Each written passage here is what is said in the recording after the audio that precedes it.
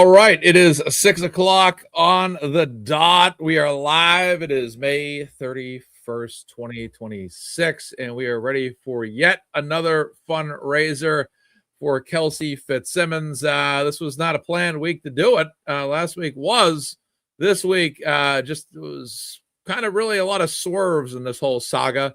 The world of Kelsey Fitzsimmons and the world of Turtle Boy were quite eventful this past week, as you guys are aware. So yesterday I did a show on Turtle Boy, and tonight a show on Kelsey Fitzsimmons, where we'll have a fundraiser. As always, the rules are as follows. Simply make a donation during this show, and we will count it. You have multiple ways to get to that link. The link is pinned to the chat description. It should be, at least. Let me make sure I double check that, because I know I did it before I went live. I'm pretty sure I did, but let's just double check. So as I go to my own channel here. Yes, the GiveSendGo fund is pinned at the bottom of the chat. It used to be at the top. Now it's at the bottom. So we got that there. You also have this that right there, the widget there, the QR code in the upper left-hand corner of our chat. So there's multiple ways to donate. Of course, you can go to Kelsey's link at any time, make a donation. We'll get that counted and should be good to go. So we're going to do tonight's show in two major segments. Yes, and if you're going to do it if you're watching this on replay, Emily C., who always makes sure I don't forget things, is making sure I remember to say the following, to tell people now to write Mazza if they watch on replay and donate. That way we can count that a little bit later. Emily, thank you so much for looking out. I do appreciate it. But yes, write Mazza in your donations if you can. That would be fantastic. We're going to count anything during the show, but after the show goes off the air, I want to make sure that you count that. All right, so two segments tonight. They're going to be 2 hour-and-a-half blocks. The first block is going to be the evening block. And then we're going to have the night block. So we're going to have multiple guests with us.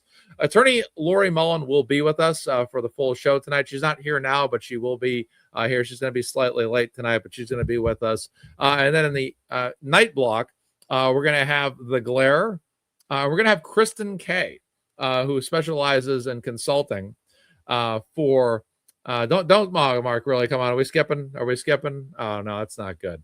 I hope not. Guys, let me know if we're skipping here. We might have had our first technical difficulty of the night. All right. And then Emily says, no, we're not skipping. Good. No skipping over here. Good to hear. All right. So back to my opening here. Thank you, Mark. Looks like we're good, Mark. If you exit, Mark, then go back in. That might take care of that.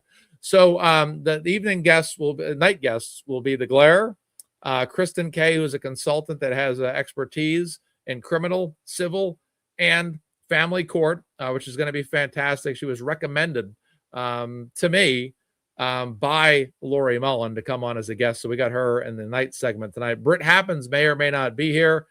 She originally committed. Now it's a maybe. So we'll see if she ends up joining the night segment.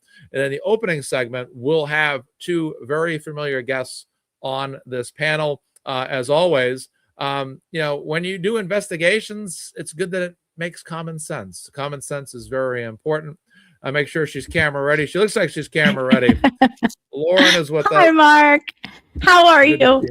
Very good today. And then also, he likes to be called Kentucky Maverick or KY Maverick. I'm never really sure, but KY Maverick is also joining us as well. Welcome, KY Maverick. Hello. Hope you're doing good. All right. So, ladies and gentlemen, what's that? Oh, I was just saying hi to Maverick.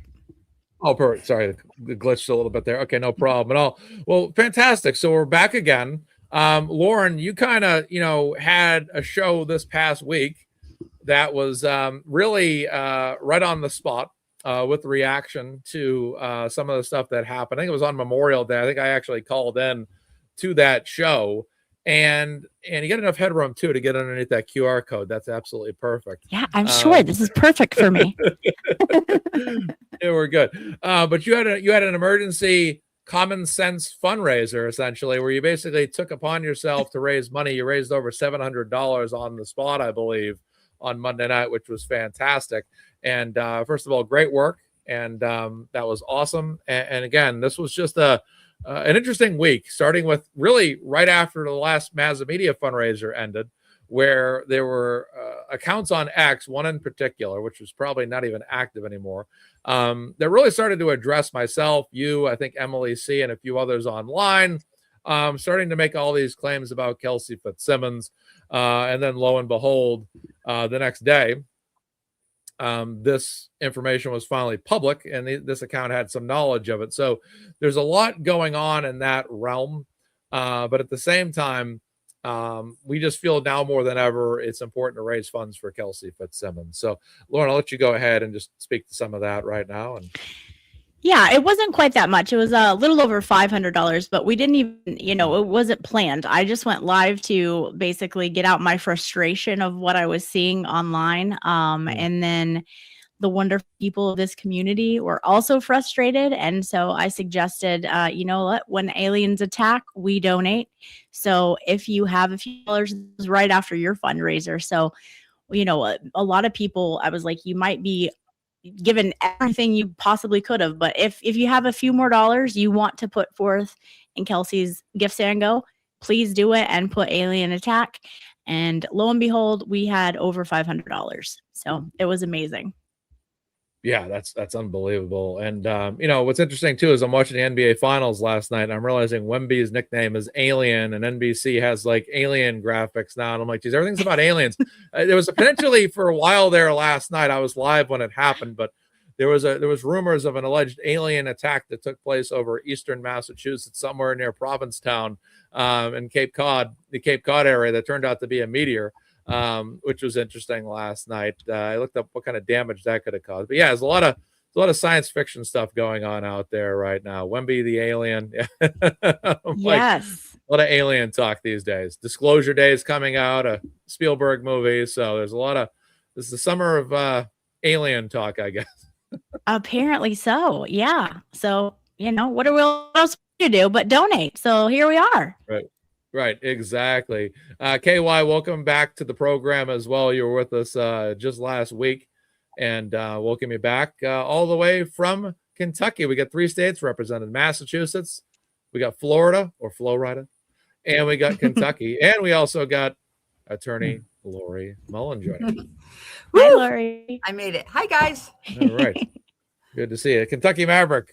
KY Maverick, whatever you prefer to call yourself, let us know. I know you kind of vary, but welcome back, sir. And what were some of your thoughts? Oh, this week's just nuts. The mudslinging online was just enough to make anybody want to support Kelsey more. And the stories they were telling, I found it to be a very frustrating week. As you know, we hear stories, but we have no confirmation of what stories are true, what stories are not. I don't believe the ones I've been seeing posted by the trolls, but it's just been a long week. Yeah, that's for sure. That's for sure. I mean, that's what it was. I mean, that one account that was talking to all of us had is inactive. It's actively online, but it has not been active at all since then. It's maybe they've kind of abandoned that profile. They kind of came out and got their posts in and all that. Then they're like, okay, let's scram, let's move on to another account. So I don't think we're going to be seeing that Raven Rogue account, at least not up till this day. Maybe tomorrow, maybe after the show, they'll be like, hey, Mazza, I don't like you. When the witnesses didn't testify and the video wasn't played in court and everything else he said was going to happen didn't happen, he kind of time to move on to his other account. Yeah, that's pretty much it. Exactly, 100%. It's just like I said, they had to be connected to the family one way or another. They just inside information. Oh yeah. It seemed that way. Yeah, it definitely did, because again, there's only so many people that would have known that information in advance. That account certainly was already talking about it. They were hyping it big time. They're like, something happened and all that. But my attitude, Lori, before we transition to you, my attitude was that because I woke up, I think it was the next morning, and it was the very first thing in my head as soon as I woke up. I don't usually think about this stuff first thing in the morning, but that was on my mind first thing in the morning. And I'm just like repeating the same thought I had the day before, which was, why, if this happened, and I just have to say this, us Karen Reed world, Turtle Boy world people, if you've been in that Karen Reed Turtle Boy world for a while, you're a veteran of about every single type of online tactic that can possibly ever be imaginable anywhere on the internet. So you're basically, if you're wise to that whole world, like the whole thing about random accounts, people having alternate accounts, random attacks, so-and-so, information coming out, the anti-Karen, pro Karen Reed versus anti-Karen Reed, pro Turtle Boy versus anti-Turtle Boy. Like, you're well versed in this. And I'm just going to say this to anybody that's in that anti-Kelsey Fitzsimmons world, we're veterans in this. Like, we know, we know all the moves, we know all the tactics, we know all the games, and not to be critical in a negative way, but to be honest, you're not very good at it. Because again, it was just like, we're all sitting there right away, like, this is all nonsense. It's like, because here's the thing. Amateur hour. Yeah. If Kelsey had done what she had done, okay, everyone here has a phone. Okay. Most of the people tuning in, I assume, have a phone. Okay. When you go to a local bar anywhere in this country, at least half that bar is probably going to be filled with people that have an instinct to just whip out their phone and start recording. Okay. And the first thing I say to myself is, if this actually happened, wait a second, this happened in the beginning of May, and this is the first we're hearing about it now. And then wait, nobody nobody recorded this, but yet this owner or whatever, or the bar or something or another, knew to contact the exact people that are the opponents of Kelsey. I'm like, this video, okay, to be honest with you, okay, because I know what it's like to be somewhere where something gets on camera, and the next day it's all over the internet, all over channel 4, channel 5, channel 6, channel 7, channel 10. Trust me, I've been there for things like this in real life, and those videos get viral extremely quickly. Okay, if people know who Kelsey Fitzsimmons is, at least 1 in 5 people on average know who Kelsey Fitzsimmons is. Okay, there's no way that no one's not recording something that's over the top. Number 2, there's no way at least one of those people that would have recorded said incident wouldn't have posted that all over the internet. We would not have been hearing about this recently. We would have been hearing about this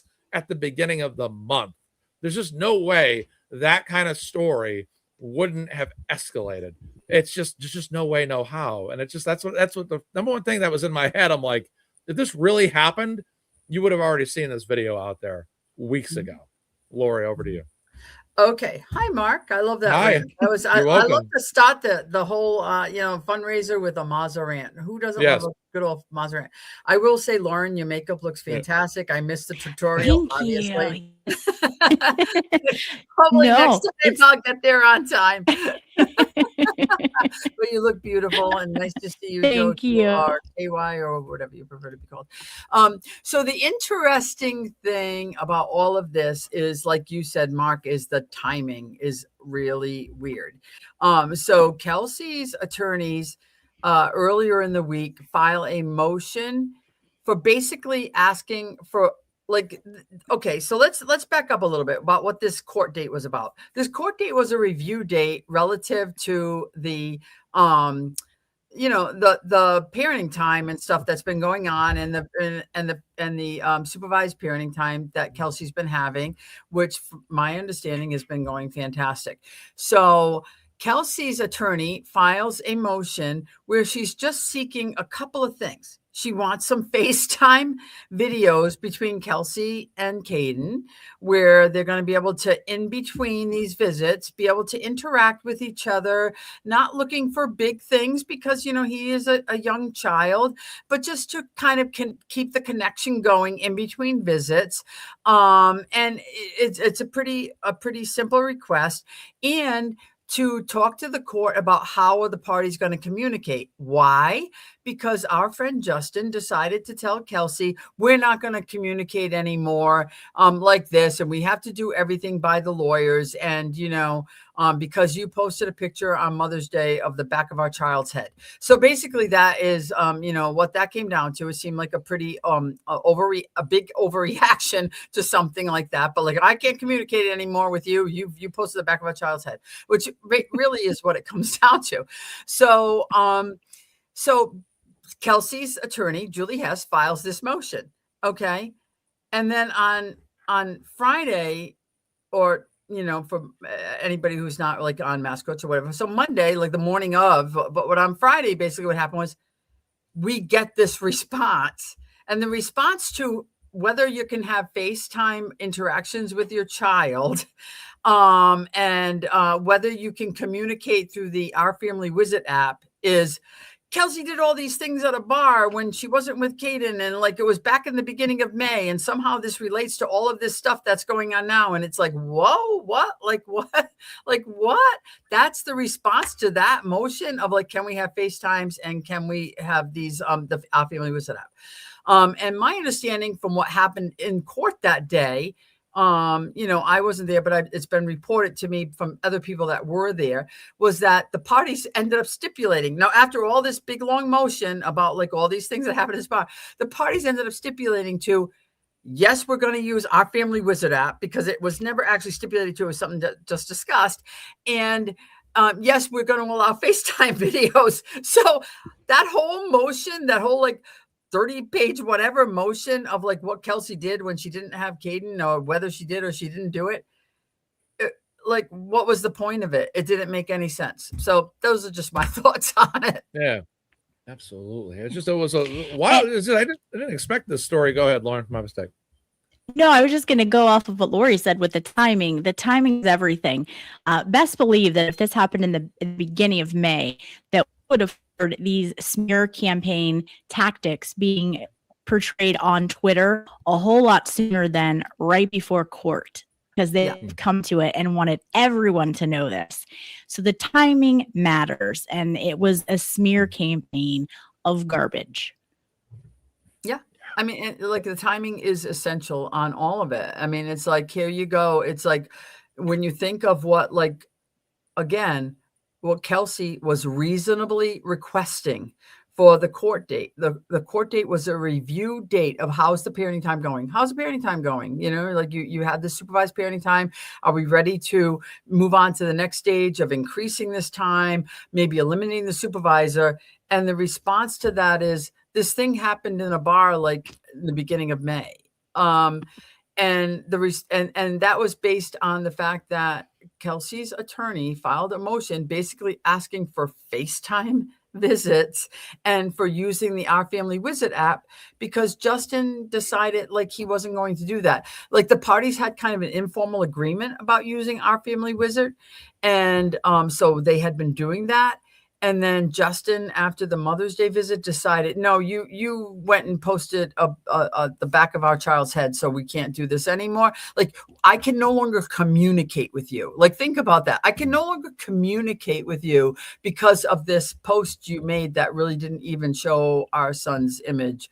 But, and then the response. So Julie's response was normal. I guess that's my point. So Julie's response to receiving that message from her client, just like I would be, like, I'm receiving this message from my client. Like, what do we do? Okay, well, now because the parties obviously can't agree on this by themselves, because there's no limit to what parties can agree to do by themselves. The only reason why we're in court, it's because parties can't agree to things. That's why we have the court act on things.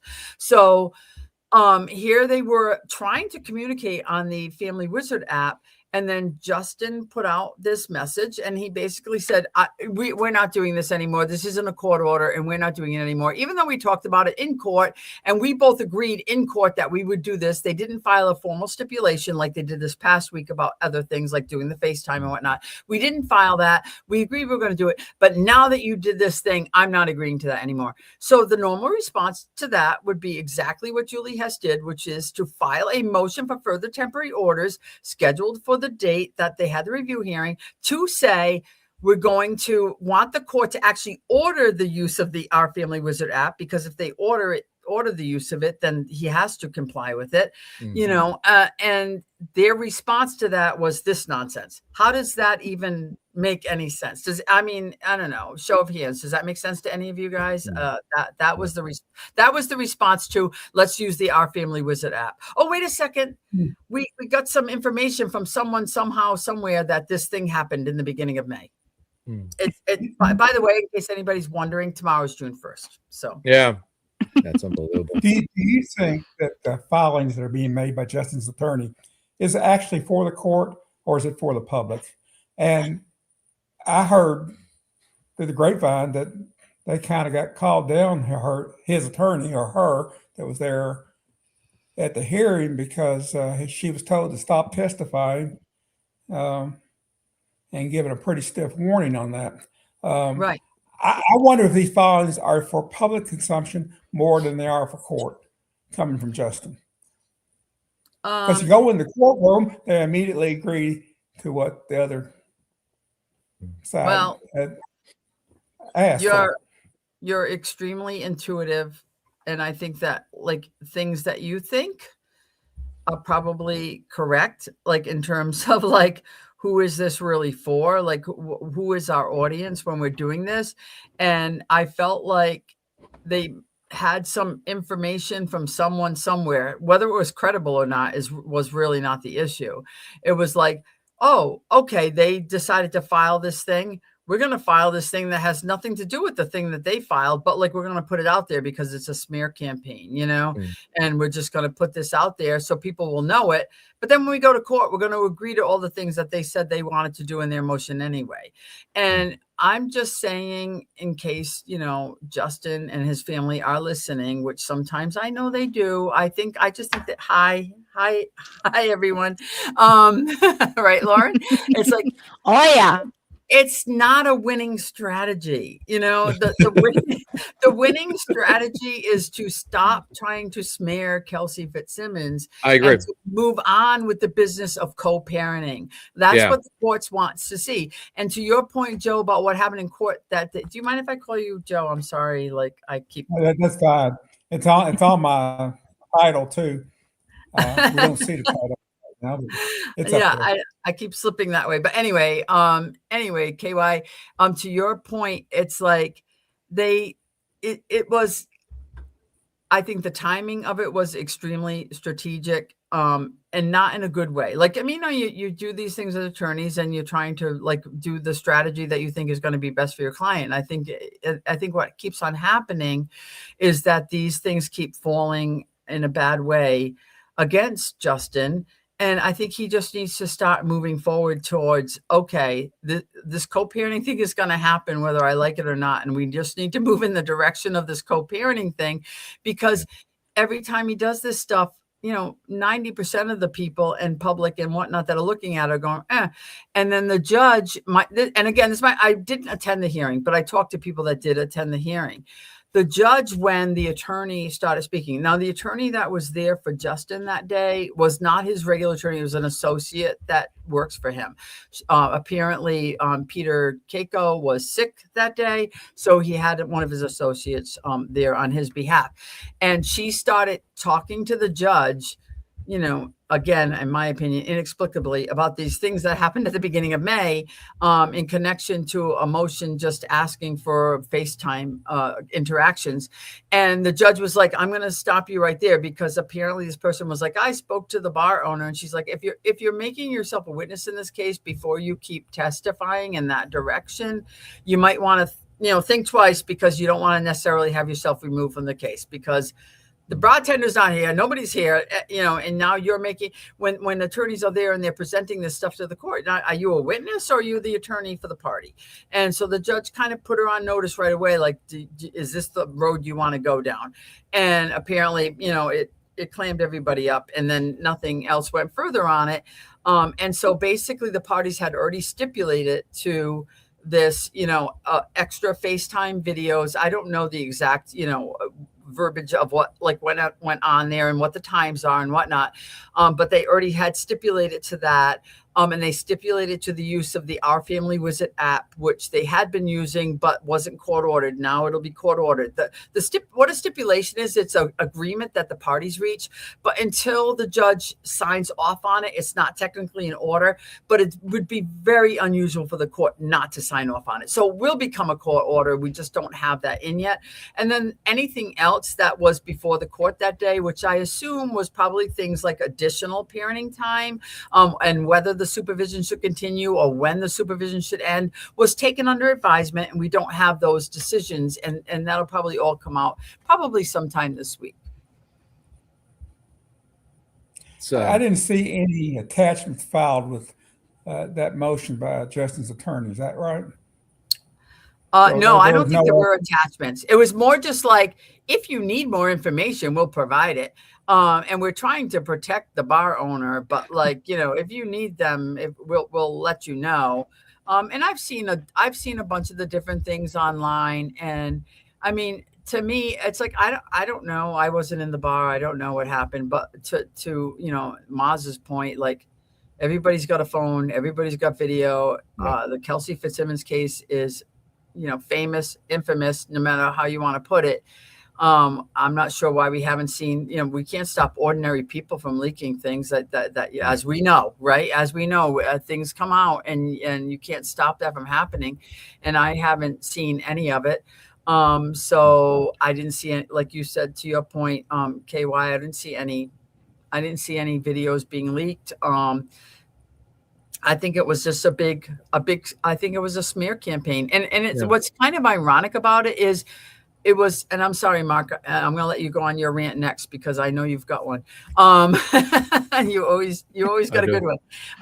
I think what's ironic about it is, like, in the footnote, you know, they talk about it's all in a footnote. It's like the whole thing is like supposed to be a response to Kelsey's motion, and it's like in this footnote they have this whole smear campaign, and it's just like the whole thing was about Justin's communication to Kelsey saying, I don't think we can communicate this way anymore. Like, that's what this was all about. So she had no choice but to say to the court, well, how are we supposed to communicate? Like, I don't want to always communicate by the lawyers.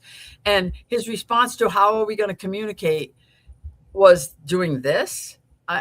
I don't know. That doesn't seem like the best way to go. I'm really impressed with Julie Hess. I think she's kept it really clean. This motion made a lot of sense. She didn't really wasn't throwing darts. It was like, this is the text he sent saying, I don't want to communicate anymore. We need to do it through our lawyers. Can you please order that we do it that the parties do it through Our Family Wizard app? And all of this, that was the response. I mean, that seems a little excessive. Yeah, it's like you have a family attorney that thinks the judge is stupid and can be bamboozled. It just doesn't make sense. One of the things that stands out to me too about this past week and this allegation against Kelsey is, I think back to the trial and those ex-friends of Kelsey, and the lady that was the girl, I forget her name, she was like, and then she went, that girl, I forget her name. Michelle. Michelle. My bell. She was so pleasant, so wonderful. Just probably the nicest person in the world. Someone that I would love to be friends with, of course. Right. Always a bridesmaid, never a bride. Anyway. Yes. The whole thing about her was you know, all you hear about Kelsey is this, you know, raging alcoholic. She's this menace. She's this person that's absolutely out of control, and that was one of the big stories you heard throughout the trial and in some of the allegations. The infamous trip there, what was it, Maine? All you heard was that, you know, Kelsey's just, I mean, she's drinking alcohol like crazy and just all over the place. And oh my God, please help us, save us from her, Kelsey. Oh my God, she drinks all day long, and it's a party. It was a Dance Party USA on the USA Network back in 1989. You know, it's like, come on, it's you know, Kelsey, you know, come on, Kelsey's out of control. You know, she's, for all we know, Kelsey's not even watching this show. She's probably out drinking somewhere right now. I mean, that's the attitude. that they're trying to present is this woman's out of control. Now, does Kelsey drink? I guess if she does, I'm sure it's controlled. But according to these other people, it's always she's. I just figured she was a raging alcoholic, like Jim Carrey said, Dumb and Dumber. There's your movie reference for that right there. Got you guys all. Emily, did you see that one? Probably not. Probably not. You know, and that goes back to this story. I think back to those older stories that were told about Kelsey, and now I see a story in real time that, you know, because this other story that was told, I don't know. I have no way of telling if that's true or not. I don't know if it's exact. I don't know. I can only sit there and say I believe it is. With this most recent story, I look at it analytically, and like I said during my first Spicy Mazza rant during the show, is it doesn't make a lot of sense to me. And if this one doesn't make sense, then it's not a stretch of the imagination to believe that whatever was said about Kelsey before, especially during trial and with the original restraining order, that's just as nonsensical and farcical as the one that's being told right now. And that's what I take away from this. This is no question a nonstop way of trying to present Kelsey in a way that is an unfit mother. She's an alcoholic. She's absolutely out of her mind.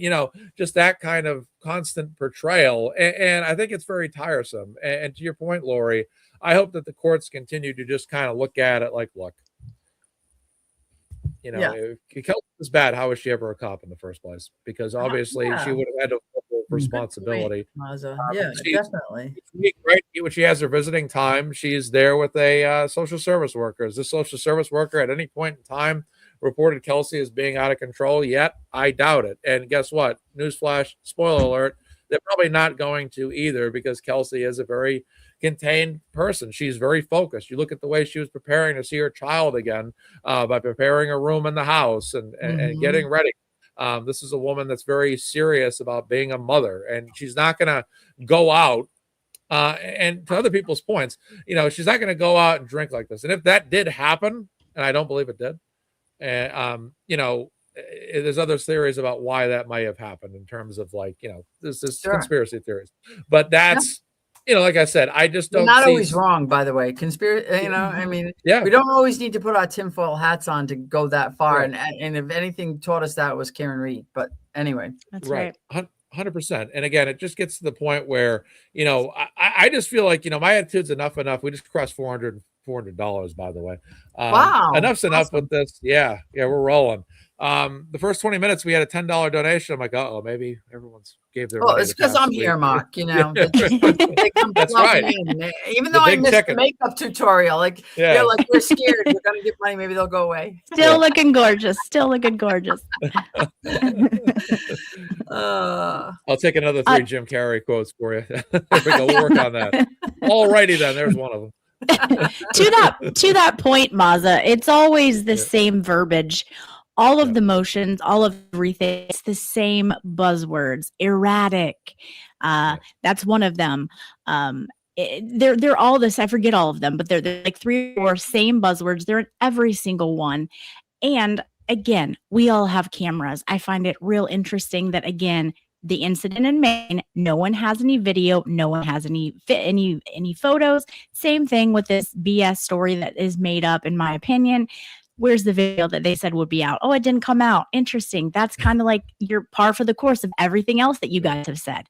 Move along. People like it when they're about to lose power. And the very sense of losing any kind of power, people have to react. And I think this is it. They know that days are heard of having control of everything, and they can't handle it. So they're trying to pull out all the stops to try to get whatever they can. I mean, it's a joke. Move along. Do what's best for your baby for once. It's time. And not to mention, sorry, Mark. I was just saying, not to mention, do we all remember? I'm not going to go, back in the Wayback Machine, but do we remember what there is video evidence of? Do we remember what there is video? Oh, evidence yes. We do. And it's not Kelsey. So just putting that out there. Where's the beef? Just saying. Yep. Yeah, that video of her basically the sober person.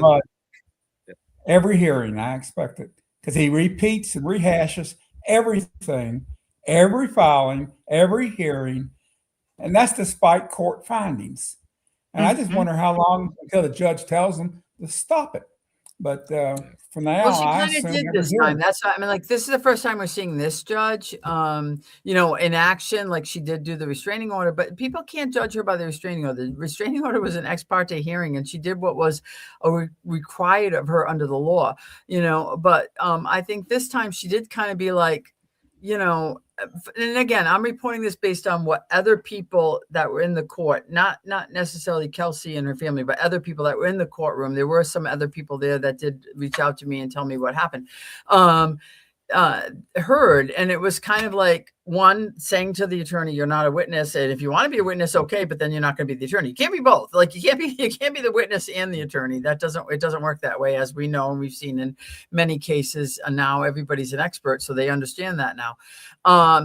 And then it just like this attorney was very much like shutting all of that down and being like, I'm like, let's move forward. So why one of the things that I heard that was stressed was like, okay, so you've really not told me anything that would make me think that these visits can't be supervised. Like, we need specific things at this point. We need to know why we're still supervising visits, and what that's going to be based on is what is the supervisor, to Mark's point, what is the supervisor now, this licensed social worker that Kelsey's been paying all this money to attend these visits, and make, copious notes about what's going on during these visits.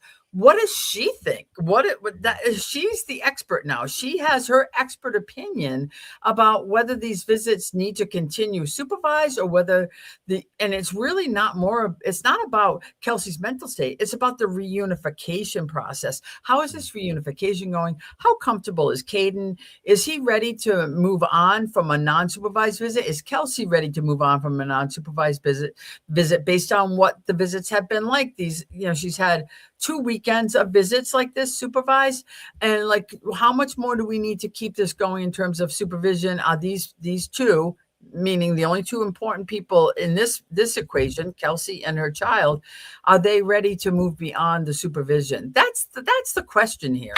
That's what's really important for people to understand. All these things, all these allegations that happened before the criminal trial, before the first family court hearing, during the restraining order, those, in terms of the family court process, are really not relevant here. We've moved on to a different point where we're like trying to establish this relationship between Kelsey and her son, and where are we going with that relationship? It's not going backwards to review these things that do not need to now be litigated. That's the bottom line.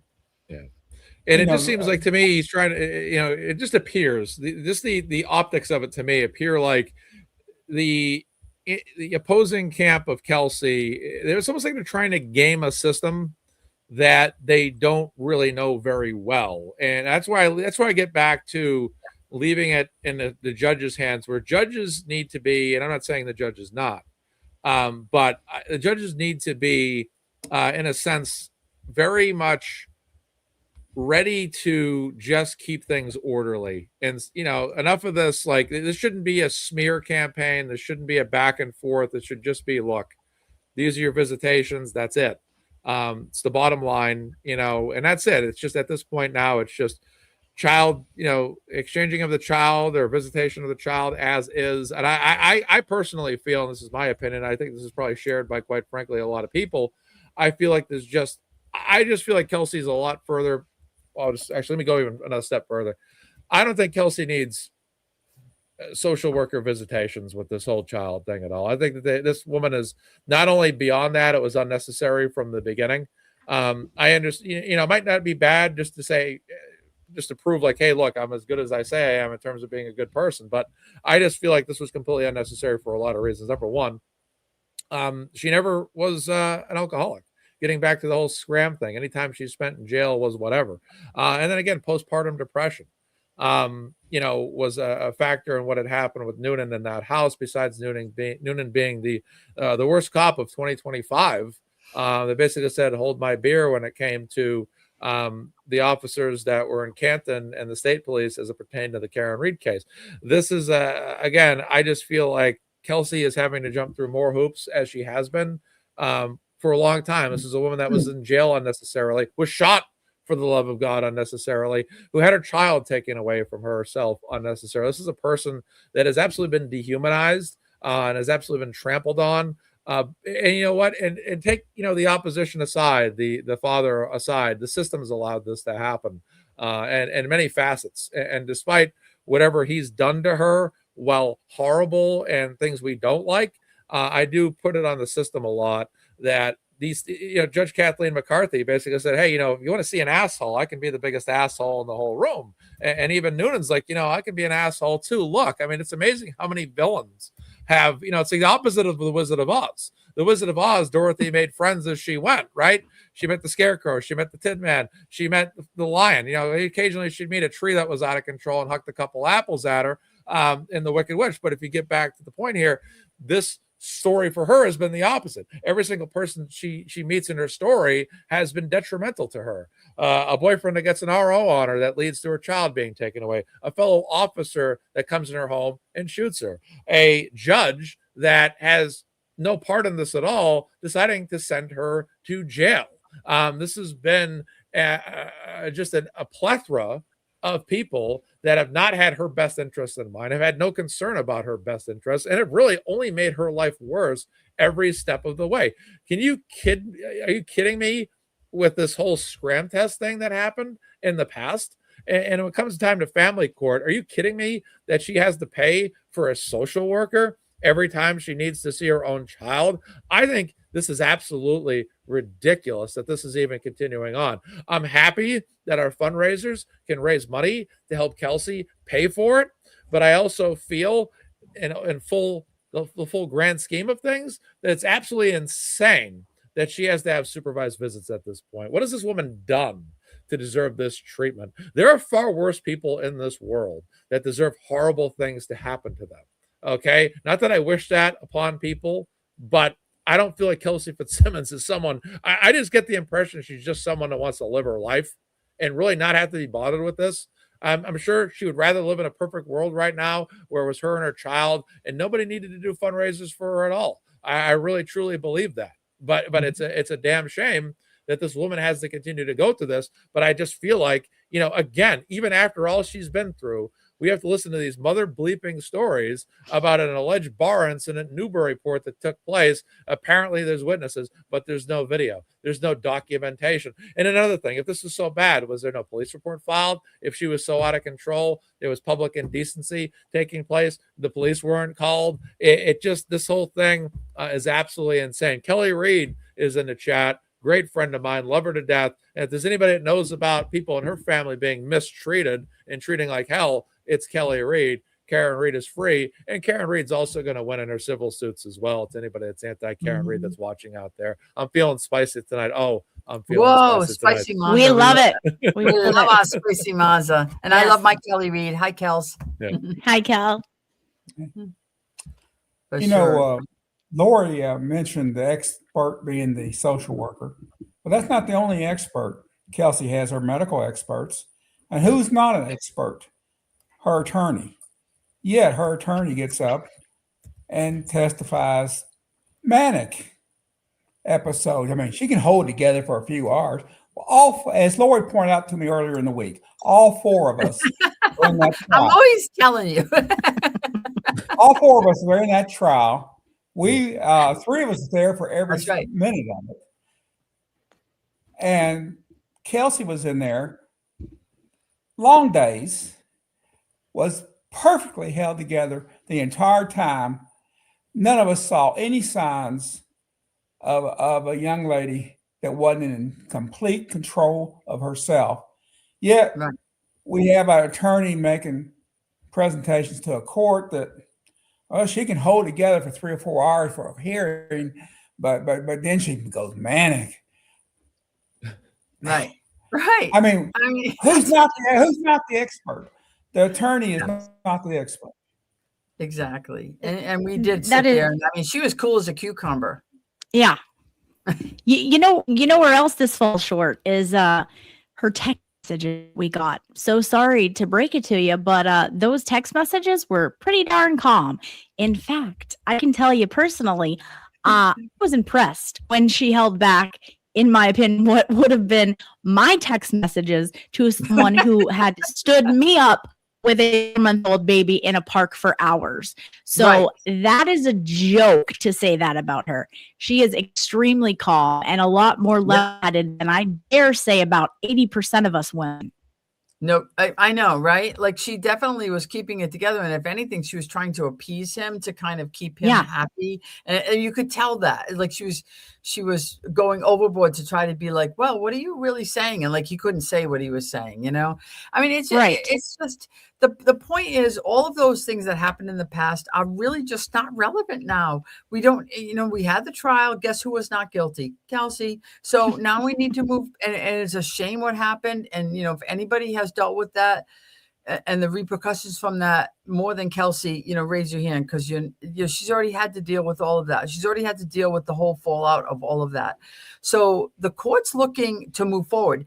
And I feel like a big part of them continuing to file these like silly, even like they didn't need to file an opposition. That is my point. Like my point is, you know, her attorneys filed this motion for this court date, which was a review date, which normally they would just review what's been going on in the parenting time. How should we modify that's going on? But Julie has felt the need to file a motion for that date because we have the other parent refusing to communicate the way they've been communicating and saying we have to do it through the lawyers. Think about that. Keep that in your head for a second. What happens when you communicate through lawyers? What happens when you have to communicate through lawyers? Ka-ching, right? Every single time it's ka-ching. And he's like, we're not gonna do that anymore. We have to communicate through the lawyers. That was his thing. And then like the FaceTime, what was in that motion that would make him not want to do like what's harmful? What's harmful to Caidyn? Like, how is he going to be harmed by talking to his mom on the FaceTime video? Whatever, he might even just say hello and she might say good night, I love you, honey, and I'll see you whatever time. And it's just a way to connect. It's not harmful in any way. It's not hurting anything, and it can be definitely even recorded, whatever it is. So where's the harm? But then we add this whole other thing in. But my thing is, you know, I feel like the motive, and again, this is just my opinion because like this isn't, I just feel from my years of experience, the motive is the money. Okay. And that's why we're here, right? This is why we're here, right, Mazza? I mean, like we're here to try to continue to raise some money for Kelsey. And people are like, well, our criminal trial's over. Okay, well, first of all, the criminal trial was an incredible expense. I'm not going to lie. I mean, like if she actually has any money left over from the GiveSendGo, and thank you all good people for doing what you did, because otherwise she wouldn't have been able to mount the defense that she did. But now we're in family court, and what you have is this continuing way to try to break Kelsey from being able to see her child. And I really feel like this is constructed to say we still need Kelsey being supervised, because look at this thing she did at a bar when she didn't even have her son with her, and we don't have any proof of it, but like just take our word for it. It's okay. And if you don't really know, I mean, these visits are costing Kelsey between $2,000 and $4,000 per weekend.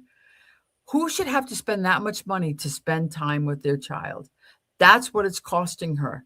So they want that to continue. Of course they do. She's not going to be able to sustain that. Who could sustain that? And, you know, by the grace of God, like we're here for Kelsey. Think about the other people. It's like ridiculous. The judges do see this though. And that's the whole point. It's like you can keep continuing the supervised parenting time, but think about what you're doing. You're basically saying to this person, if you can't afford the supervised parenting time, then you can't be a parent. That's what they're saying. And, you know, this child will benefit from having a loving mom and a loving dad. And if anybody wants to fight me on that one, I'll take them on. And you'll lose. Everyone else, Lori will win. But like, that's what it seems to me. It seems like a lot of the stuff that Justin is doing, like Kelsey's, you see Kelsey's motions and she's being very careful in the way she words them. And it's kind of like, I want to include, I want to be inclusive. I want to have communication. I want to just communicate more with my son and communicate more with the father of my son.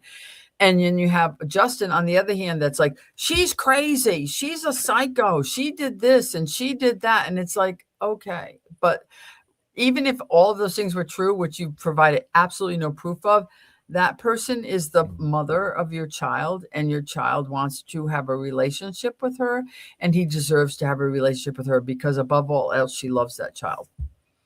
And he loves her too. And these are very normal things, like Lori was stating.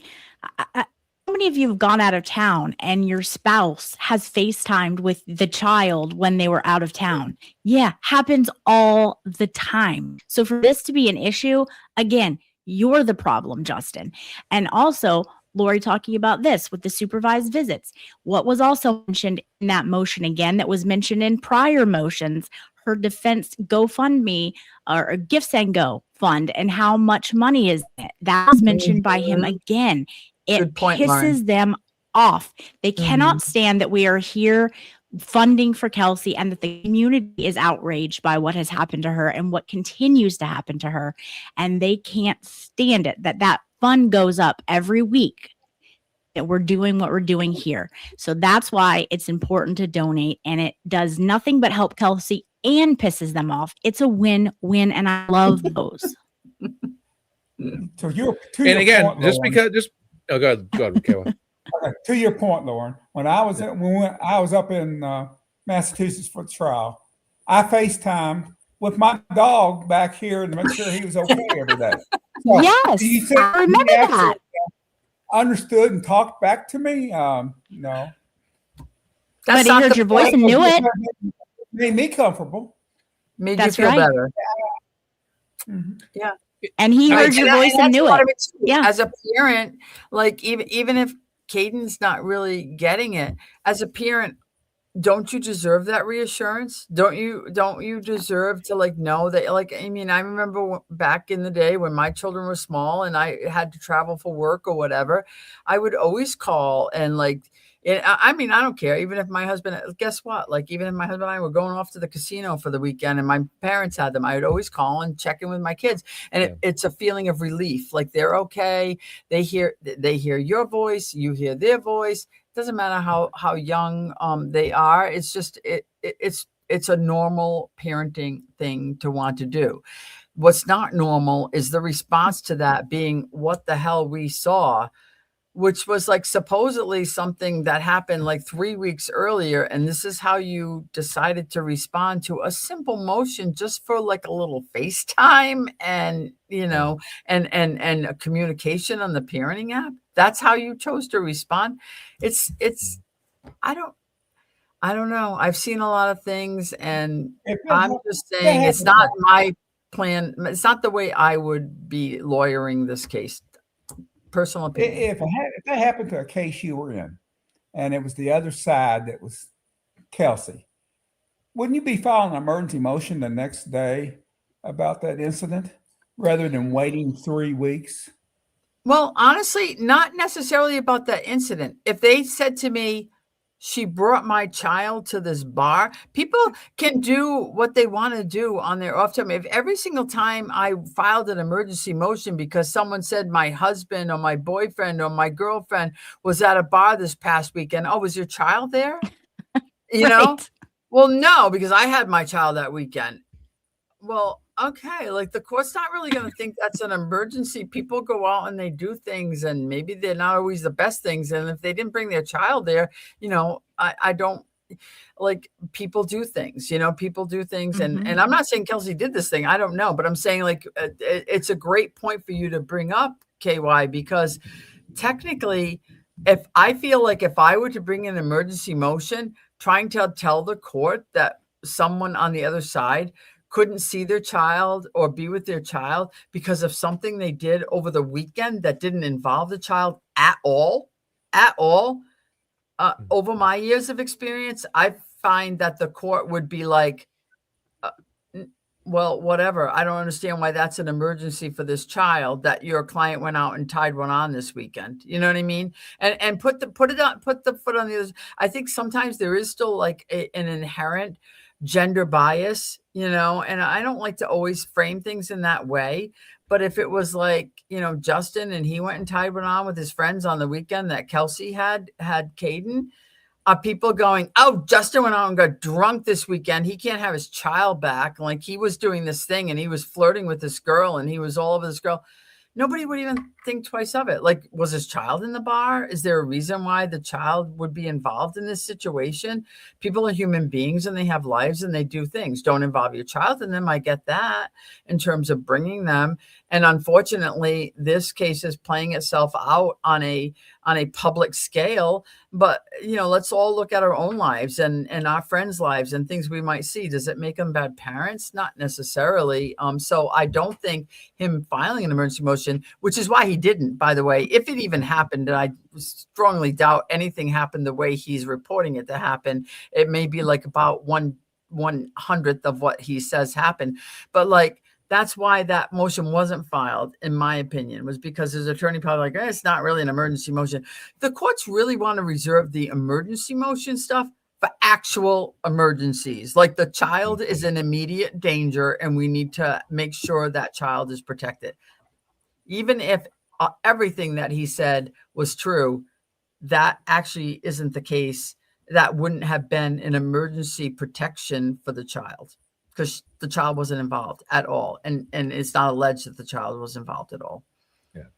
And that's, like I said, there's going to be, I understand, obviously when a relationship ends, there's a child involved, when, the mother and father don't like each other, don't trust each other. Because, newsflash, Kelsey probably don't trust him either any more than he trusts her, and no. To that point, just because you don't trust somebody doesn't mean that they're not a bad handler of their child. But it seems to me like there's only a burden on Kelsey to have to prove that she is a good parent or a good person or a well-mannered person. It seems like there's always this burden on her.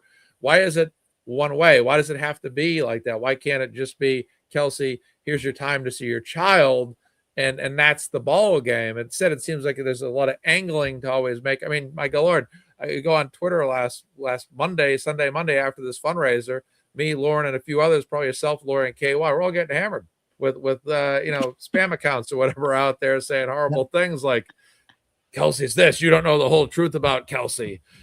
Kelsey's a terrible person. It's like, I'm not going to expect people that don't like her to talk favorably. Look, I get hate online all the time. There's memes about me on the internet yesterday saying horrible things about me. Some of the worst memes ever made about me came out yesterday.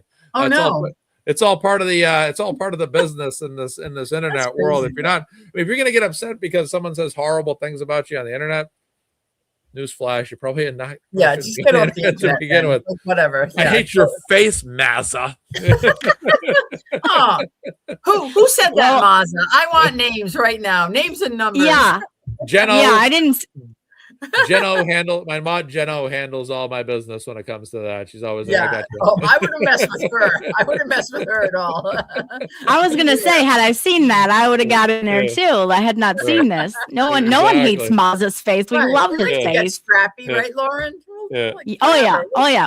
When I need to, yes. Yeah. You definitely see the main troll that started this.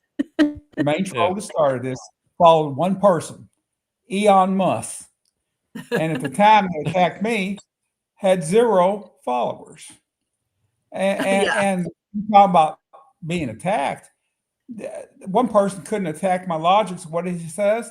Well, you don't even have healthy lungs or something of that. I saw that.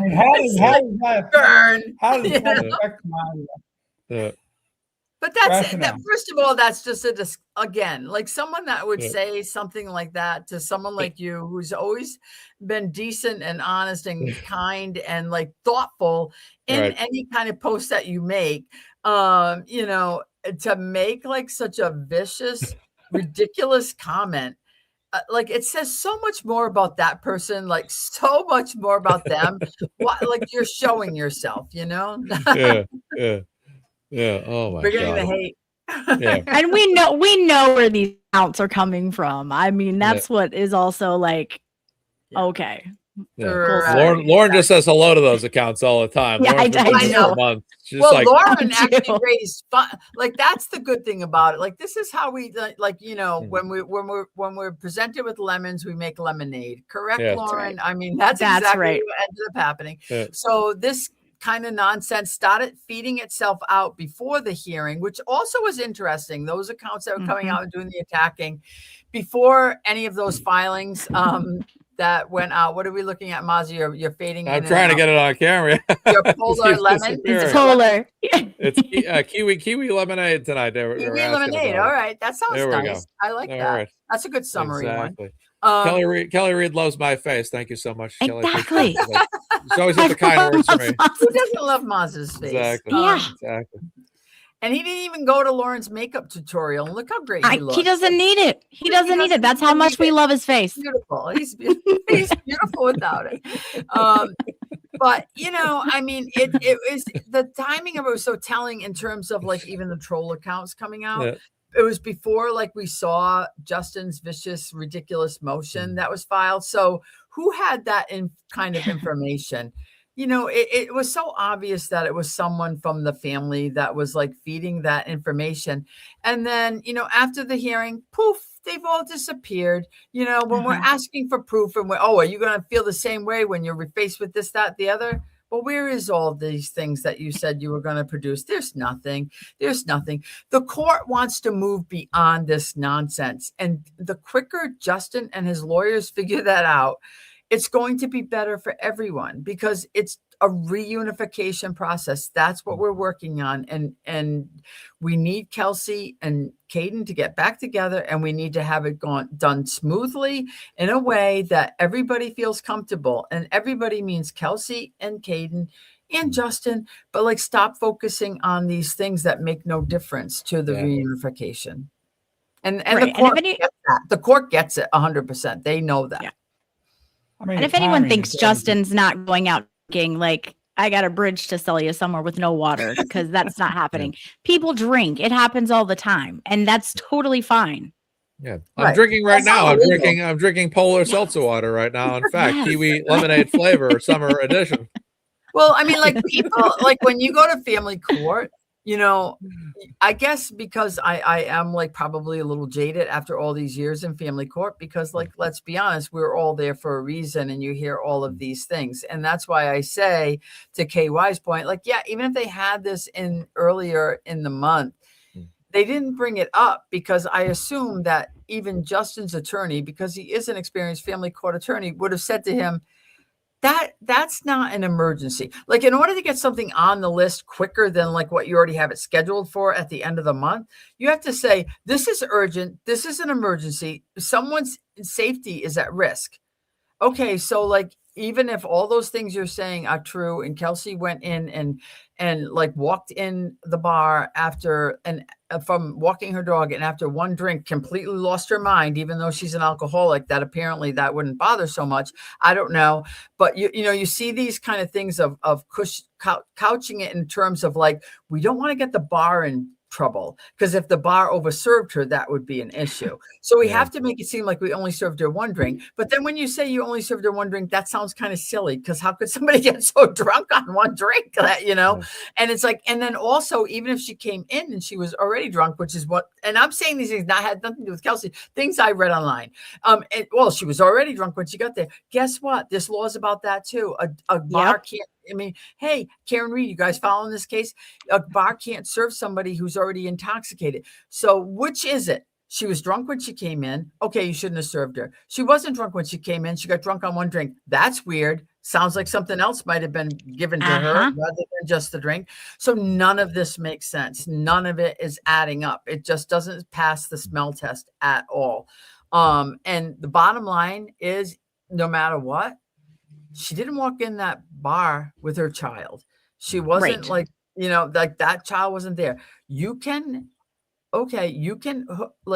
I'm old. Okay. I'm old. And I'm going to say this. You can go to bars and you can hook up with people. You can be divorced from your spouse. You can be separated from the father of your child, the mother of your child, and you can go out and you can have relations with people. And it doesn't mean you're going to lose the custody of your child. It doesn't mean you're going to lose the right to see your child. I mean, if you're bringing your child into the bar, you're leaving your child in the car while you go in the bar, fine. That might be a lot more problematic, as it should be. You're going into a bar and you're meeting people and you're having a couple of drinks, and I don't know, you're connecting. that's just the real world, people. I'm sorry, but that's the real world. Tell me how that directly affects the health and safety of your child at that moment, when your child is somewhere else, supposedly being cared for by the parent who has the custody of that child at that time, which at that point, at that time, when supposedly these things happen, of which we have no proof, the child was in the care and custody of Justin. So how did that have anything to do with the child? Plus the story, Right. getting back. Oh, sorry.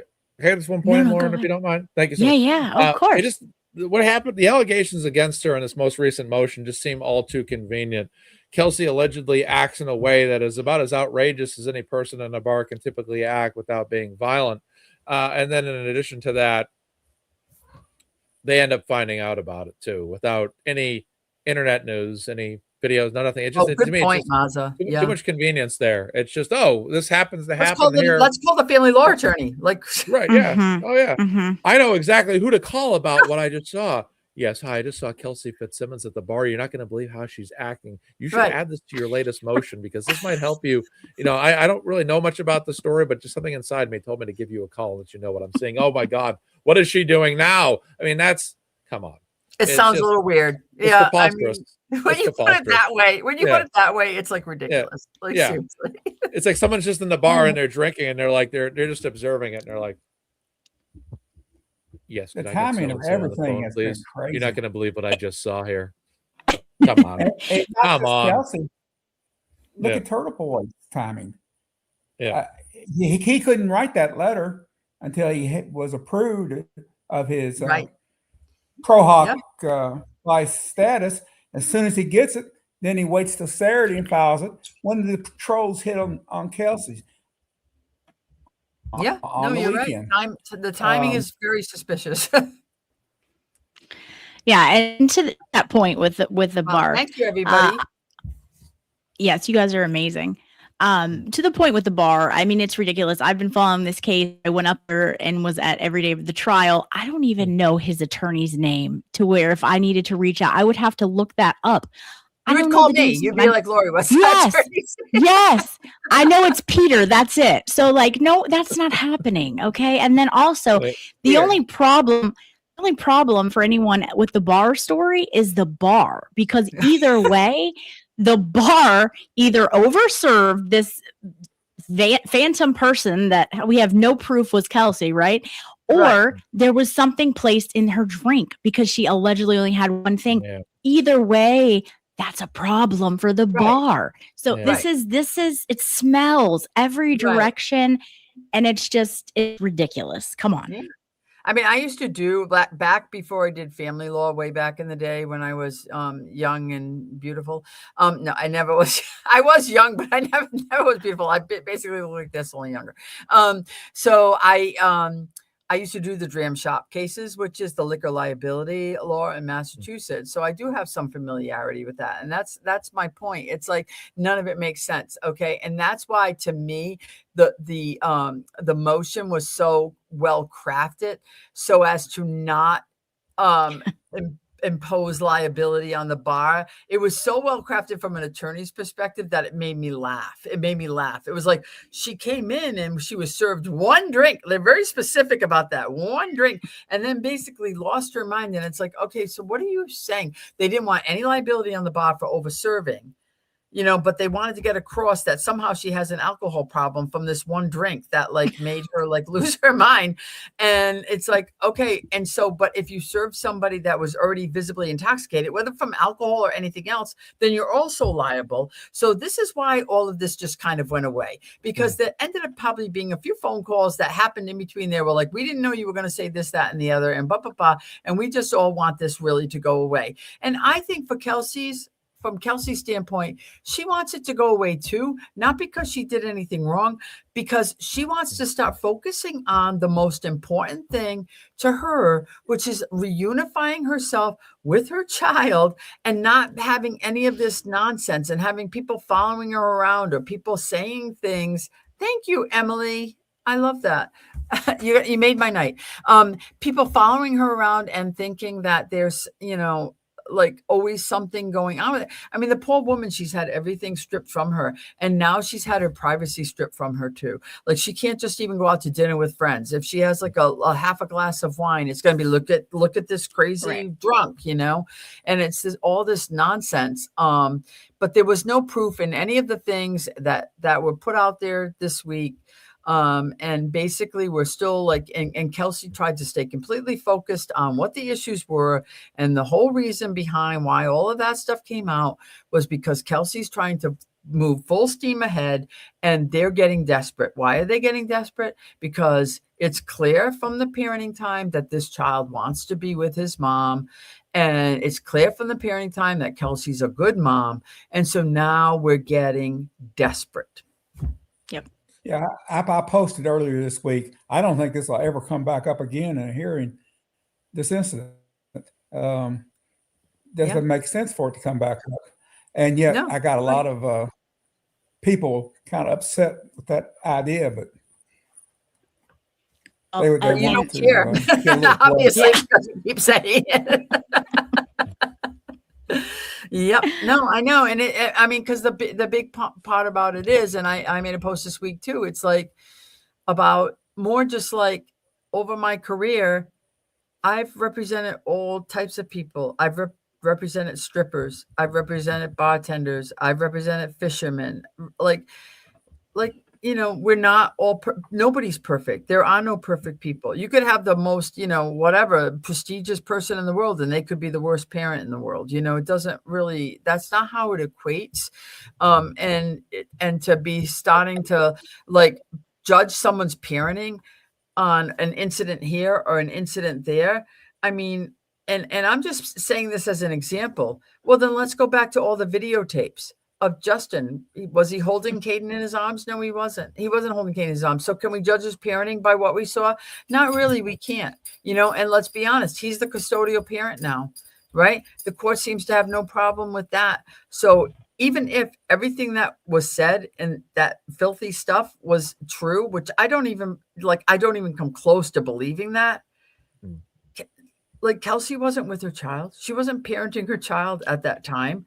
There is no reason why any of that should have been presented in any kind of a motion to the court, unless it was something that she was doing that was placing her child in immediate risk. And that was not occurring. 100% that was not occurring. And that's why, in my opinion, the judge shut that stuff down right away and said, you know, first of all, allegations are not proof of anything.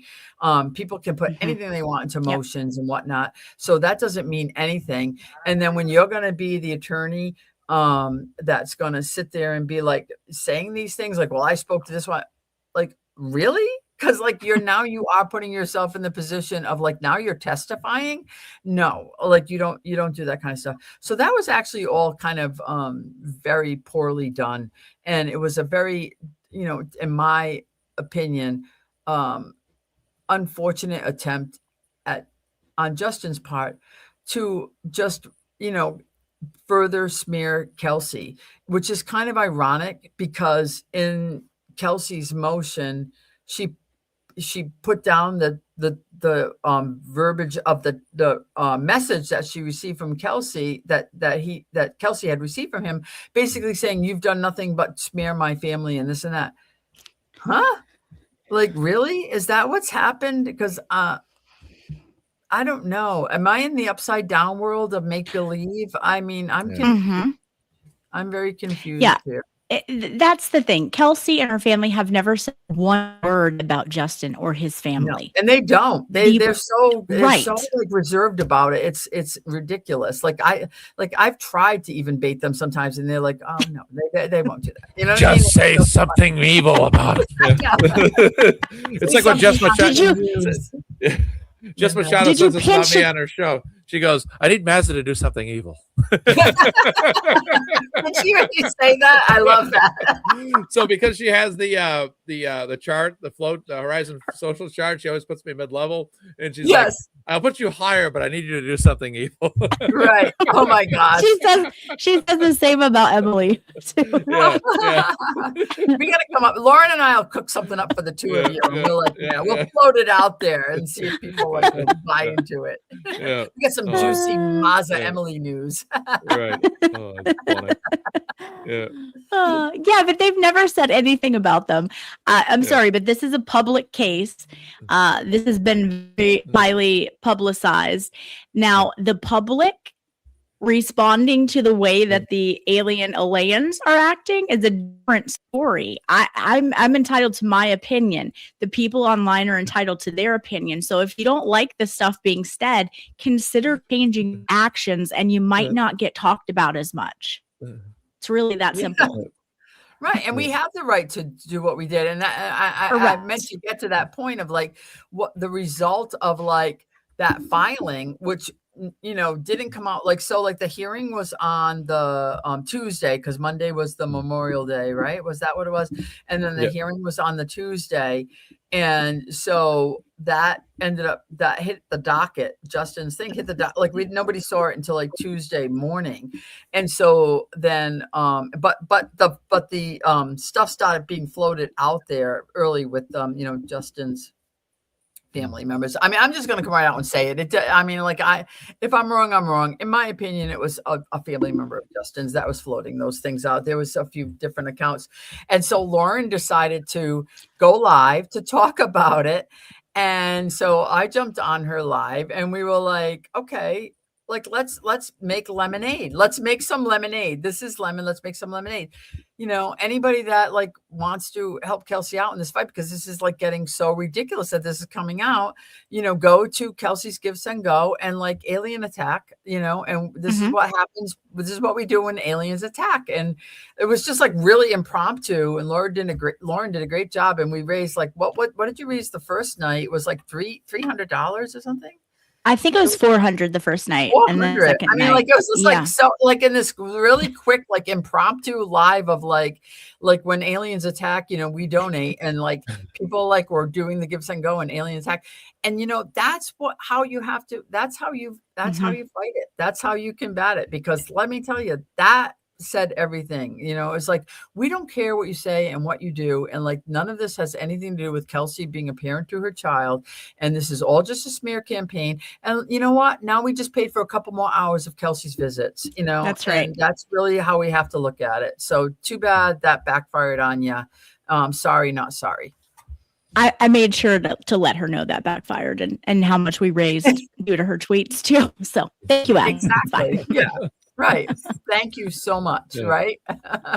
Yes. It was awesome. So we're closing in on $1,000 here. That's amazing. Yeah, almost $1,000 raised. We just got a $21 donation in too, so we're over. I'm just waiting for the GiveSendGo is not updating as quickly as it used to. Like I used to be able to just refresh it every time a donation came in, and I'd get the new number. Now it's like the donations come in, like 3 of them will come in, and I got to wait like 5 minutes for the new numbers. So it's kind of GiveSendGo.com. I need to write them a letter and say, hey, can you get your website to be more up to speed? So they need a Mazza letter. They need a Mazza rant letter. Yeah, exactly. We've got so much money coming in. Step it up. Right.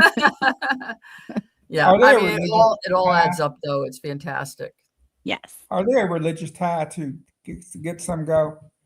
Because I got a call the other day and I didn't recognize it, and I didn't answer it. And what's on the voicemail?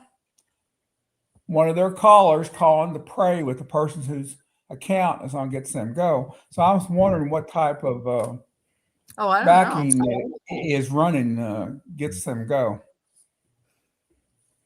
Not sure. It says in 2014, 3 siblings had an idea what it would look like if we took the newly popular idea of crowdfunding and stretched it beyond just funding help for people's material needs, but also providing hope for people's spiritual needs. Out of those discussions, GiveSendGo was born. After a year of development and setbacks, GiveSendGo was launched with a beta version in early 2015. some breakdown here, but it doesn't really say much about the faith of the website or anything like that. But, I know it's not a nonprofit. Obviously, they're not the deductions are not deductible. They're not a nonprofit organization, and but they do get funded by the fact that like every time that you make a donation, it's like, how much do you want to give to GiveSendGo? And like, I get it. I mean, there's people that are running this organization and they're trying to like, and I mean, I think it's helped a lot of people tremendously, and it certainly has helped Kelsey Fitzsimmons. So I don't have anything bad to say about the GiveSendGo project. I mean, it's a very simple way to try to get funds to people. I think it works great. And, more power to them. I mean, a lot of people run businesses that don't help people at all. So, yeah. And it's fewer fees. So more of the money goes towards, directly to that person. Very low a lot of people fees are using them. compared to others.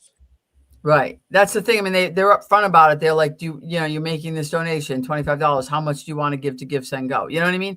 And a lot of people will add the $2 or $3. And when you think about like, I think about myself, the number of times I've donated on the GiveSendGo platform and how much money I've like always added on to it. And I'm just one little person, you know what I mean? So it's like, I mean, I get that they make some money doing it, but in the long run, people are being helped. So, it is what it is. And Meredith is in the chat saying too, you can also change that to $0. You just have to change that amount too. So yeah, it's up to you. Thing. Yep. That's the thing. I get it. Like, and like, I that's what I like about it. It's very transparent. And like, that's the difference between that. And what's the other one? Not the GiveSendGo. What's the other? You probably know it, Lauren. GoFundMe.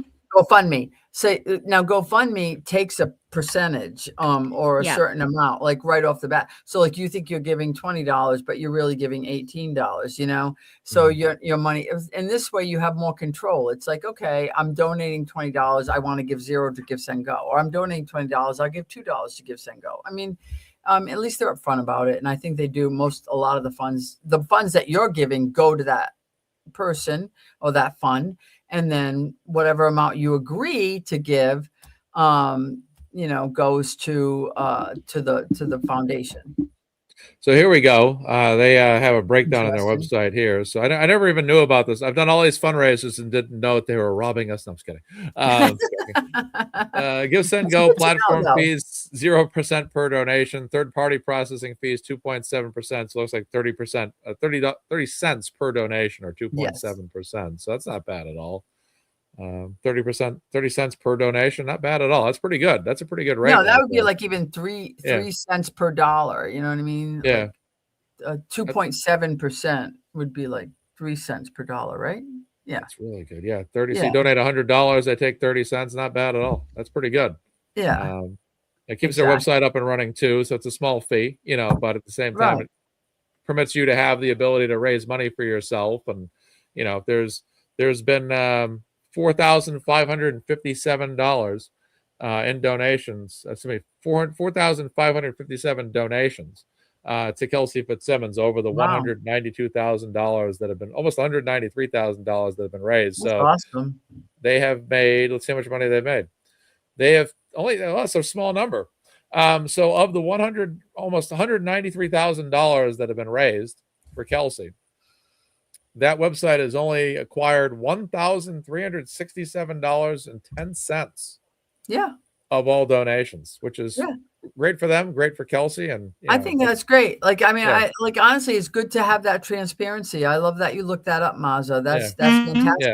And that money has gone to Kelsey, and it's helped her. Yeah. Like, when you think of the overwhelming circumstances that she's had since the beginning of this, with every single obstacle that's been thrown at her, she wouldn't be where she is without all you great people that have donated to this cause for her. And she knows that. Believe me, she is so grateful for every single one of the donations and every person that supported her, that's now like supporting her Substack and her writing, people that have sent her things on. She's overwhelmed. She can't even, she has no words. She has literally no words for everything that has been done to help her, and that has been what's got her through all of this. Because can you imagine how, like, if you were faced with this and you were faced with the loss of your child, the loss of your job, the loss of your home, the loss of your like future with your loved one, like if you had to also worry about how am I going to afford this all, like it's just, think about it, it's just like you just couldn't do it. You wouldn't be able to do it. And there's been so much. And the one thing that, I think the other side of this case, whether it's the prosecution side in the criminal matter, or now, her other parent side, we're the factor they didn't count on. We're the factor in this whole equation that they didn't count on. All of you that have donated are that factor. You are the ones that made the difference overall. And that is the absolutely. Mm-hmm. Just like with Aaron Reed's case, they didn't know it was coming, and overfunded. What did Michael Morrissey say? She's well funded. Well funded. Uncommonly well funded. Yeah. Yes. I mean, I love that. It's like, okay. Well, you don't have to worry about those things when the truth is on your side. They were talking about that on Nurse Kim this morning, about how that trial, both trials, was over $2 million from the expense from the DA side. And I just think how much the taxpayers in Massachusetts are going to be paying when they win some of these civil suits. Yeah. It hasn't ended yet. Point. And how much are they paying on going after Turtle Boy to shut 80 up? And what are they going to pay on that? And then you got Sandra Birchmore. What's going to come out of that? I mean, there's probably 5 cases out there right now that's going to be significant settlements once they run through the system. And who's going to pay for it? The taxpayers. Why are they paying for it? Because they got incompetent people in the DA's office prosecuting these cases, or incompetent people in the Massachusetts police, which don't even have a training academy now operating. Yeah, exactly. It's sickening and sickening, but it is, whenever I hear Sandra Birchmore, I feel like I'm going to be sick to my stomach, honestly, because this, of all the cases, that is, in my opinion, the absolute worst. I mean, and that's why we're here. We can fight for Kelsey and whatnot. Like poor Sandra, what happened to her and what she's been through. Yeah, that story bothered me entire life. Yeah, that story about what happened to Sandra Birchmore bothered me so much that I don't even really cover it on my programming. I can see that, Mazza. I can see that because you're like I can see that being something that would just like shake you to your core. It just bothers me too much. It's awful. Yeah, you have to. I don't have the mind. It's just a tough story to follow because it's so graphic. What exactly happened? And most of the stuff I talk about is usually like crime, murder mysteries, shooting mysteries, controversies. That's why Kelsey and Karen, Turtle Boy are the topics I typically cover, just because there's a level of like, controversies, collusions, stuff like that. With that exists, but there's just what happened to her is just, I don't know. I always felt uncomfortable. I had Mizzy on my show. She did a fantastic job, and she's awesome. Yeah, we went through, and Mizzy's been a great advocate for her. Yeah. But it's just tough for me to cover. I admitted that to my audience once about a year ago. I'm like, it's just people want me to cover. Everybody gets that with you. They know. Yeah. Like I felt it last time. I should apologize for the cow story, everybody. It took Mazza like about 3 or 4 days to recover from the cow.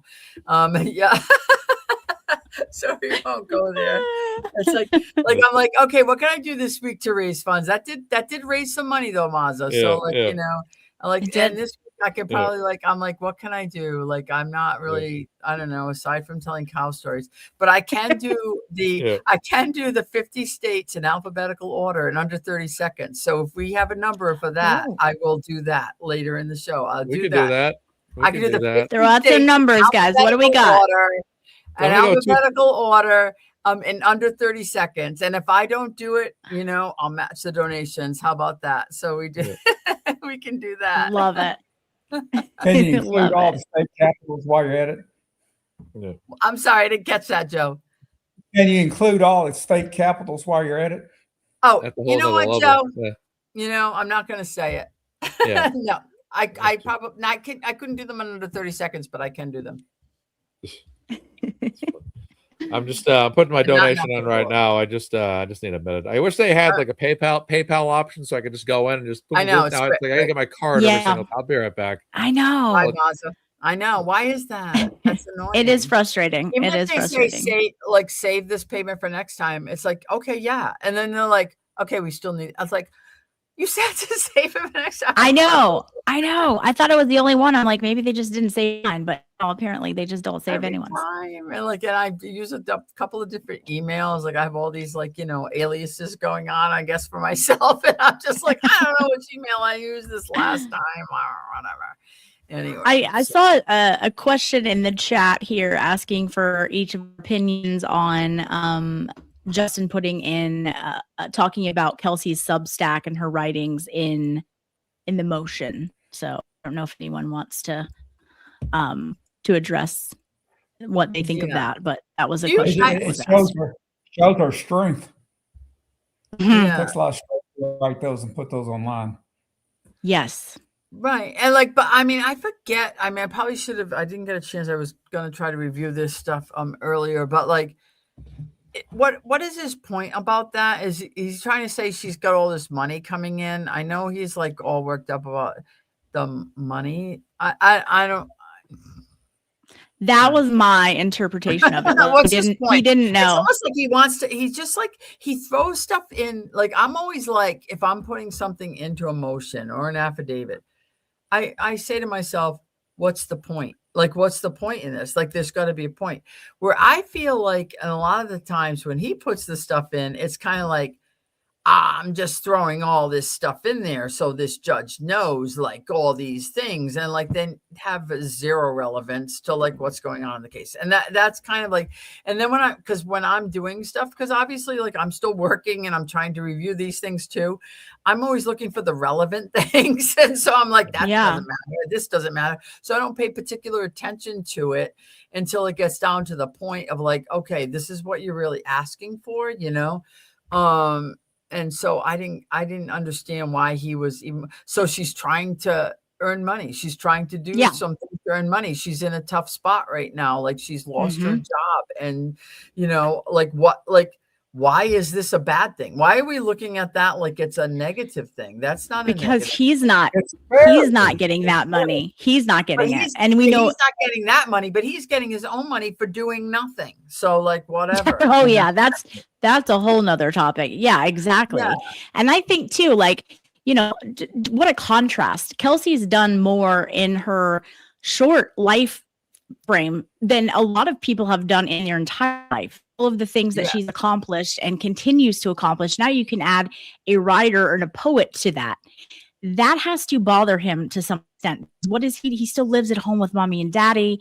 He is, who knows, probably, in my opinion, going to lose the one job that he had due to multiple videos, over 200 to be exact, that we saw with our own eyes of him smoking something. Right. Those we actually got to see. Remember? Like we saw that. Like, I mean, like real evidence. The gaslighting, It's like, I don't know. Yes, real evidence. With my own eyes. Yeah, exactly. Real evidence. Right. So what else does he accomplish? Nothing. And here she is, after having dealt with more than anyone should have to deal with in their life. She dealt with it in less than a year time. And here she is making something of herself again, showing her vulnerable writings, inviting the public to feel that pain. That's something that takes a lot of courage to do. And he can't do that. And then she's getting paid for it. And I can only imagine that eats him alive. Again, the money. Oh, yeah. Everything's about money for him. Yeah. Oh no, that is a big part of it. I mean, for sure, and just the whole resentfulness of it. Like he just feels so that let's just say things didn't work out the way they thought that that it would, No. At all. And it's thanks to all of you three on the panel, other people that have appeared on the show, and all of you people in the chat. And if it wasn't for all of that, this case would have had a completely different outcome. I can say that with certainty, and again, I recognize it. Kelsey recognizes it. Her parents recognize it. And we're so thankful, really. And thank you for still showing up. Like, it's, you know what I mean? A lot of people, and like we talked about this last week, and this is a back-to-back fundraiser for Mazza. So like for us to even be already over $1,000, I'm shocked. Honestly, I'm shocked. I'm like, for people to still, and for us on like Tuesday, Lauren, to like, for you to come on and like another $400, it's insane. But like, this story resonates with people because it could be anybody. It could be anybody, and people are tired of taking it. They're tired of taking it, And yes, it's been great, Yeah, this community is amazing. That's why I didn't think we would raise maybe $100. Then we raised the 400, and then 150 some the next night as well. So like, you guys are the most generous community ever, and you guys put your money where your outrage is, and that is really all we can do in cases like this, but it helps so much. And so like, just from the bottom of my heart, like, you guys are rock stars. Everybody who donated, whether it's $1 to $200, you guys are all incredible. Mm-hmm. We're going to do the 50 states thing. I'm going to set the goal at this is what I want. Let me go practice. Yeah, this is what I want. So I want to beat last week. So last week we got $2,081, but we're at $1,365 right now. I think another 100 just came in. So what I want to do is I want to beat last week's number. If we beat last week's number, that will be the incentive, Lori. Okay. All right. I'm nervous. I'm a little nervous. Yeah. I know it starts with Alabama. Oh, you got this. Yeah. And I got my $50 in too. My $50 is already in. Mazza will donate all the money just to put me on the spot. Rami's in. Rami got her 50 in. Oh man. Okay. Come on, guys. Aw. Thank you, Romy. Yeah. Romy is so generous all the time too. So thank you. I know her, and she's amazing. Yes. Kristen K is on her way. Sorry, I couldn't hear you. What did you say? Posted everywhere.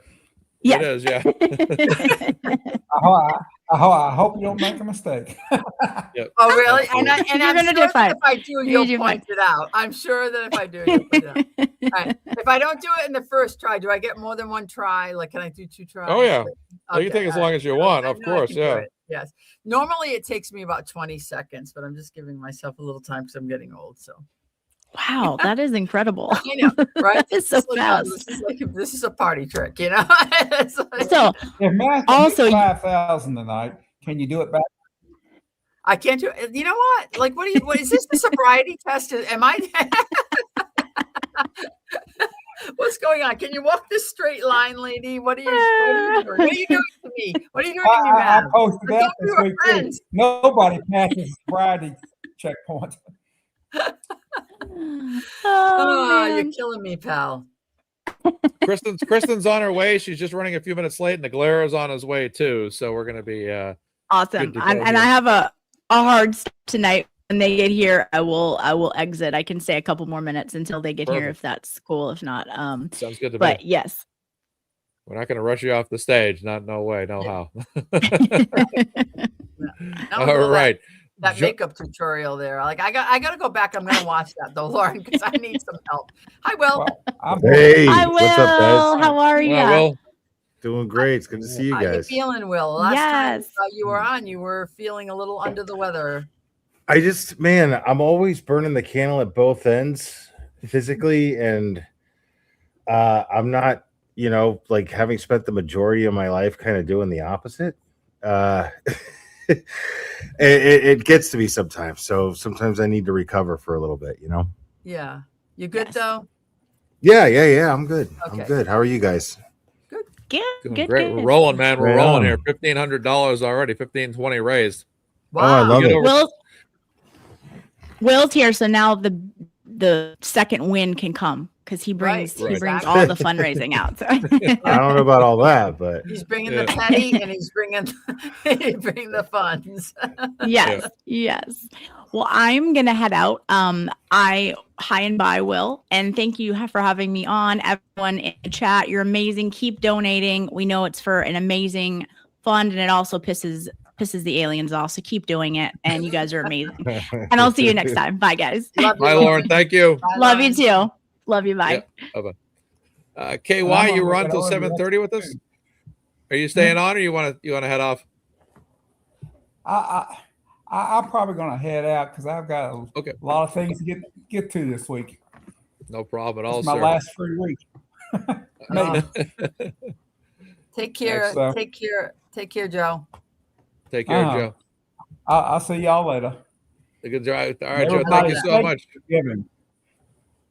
Yes. Thank you for giving, everybody. Stay tuned for the States. Right. And now it's just you and me, Mazza. That's right. Left us. Joe, thank you so much for joining us. All right. So Joe's with us. See, I'll bump back the middle. Go back to right here. It's good. That's good right there. With the MazzaMedia logo. Hey, I see you got some merch, Mazza. I do. Whoop, whoop. I do. I got the second shirt done. The Massachusetts shirt's Maniacs, done. or is it MazzaManiacs or MazzaManiacs, and then the Massachusetts shirt's also being worked I didn't see that. I got to get one of those. That's what I need. Yeah. I'm still working on them right now. I got the designs done, so I'm working on a bunch of items for it. So it's coming out nice. It's a little bit of work. It just takes some time to like keep them all consistent and get everything the way I wanted. So there's been a lot of requests for shirts for a year or two now, and I don't grift that often, and I'm like, well, maybe it's time to grift a little. I really appreciate the art in good original merch. Like I like to support it. Like if a band comes up with good merch, I'm like, man, this shirt is great. Like there's like, for instance, I'll give you an example. There's a band that I really love called High on Fire, right? Or metal band. And they put out a shirt with Richard Pryor and their band name, Richard Pryor's face and their band name. And I thought it was hilarious because I mean, Richard Pryor got high and set himself on fire, and so it's just funny. So like I'm a big fan of clever merch, and I am terrible about making merch because I never live up to my own standards. I'm the most self-critical person, and I'm just like, So I feel you, Mazza. I get it. Like you want it to be perfect, you want it to be awesome, and if it's not something that you would buy yourself, you're like, why am I, Oh, absolutely. Yeah. Joining us is Kristen Kay. She's a legal consultant. She has a specialty in family court, criminal court, as well as civil court. Lori Mullen reached out to me this week and said we should have Kristen on this show. So I reached out to Kristen. She's had the availability to join us today. Kristen, thank you so much. And can welcome you guys to the hear me show. okay? Yes. Yep, we can. Okay, good. I'm in the car, which is like totally out of the norm, but I thought that I was been traveling all week, so I thought for sure I'd be back in time, and I'm like still an hour out. I wasn't going to be singing, so I hopped on. Perfect. Thank you so much for joining us. And then Lori was telling me you've actually followed this case for quite a long time. You've been advocating for Kelsey as well.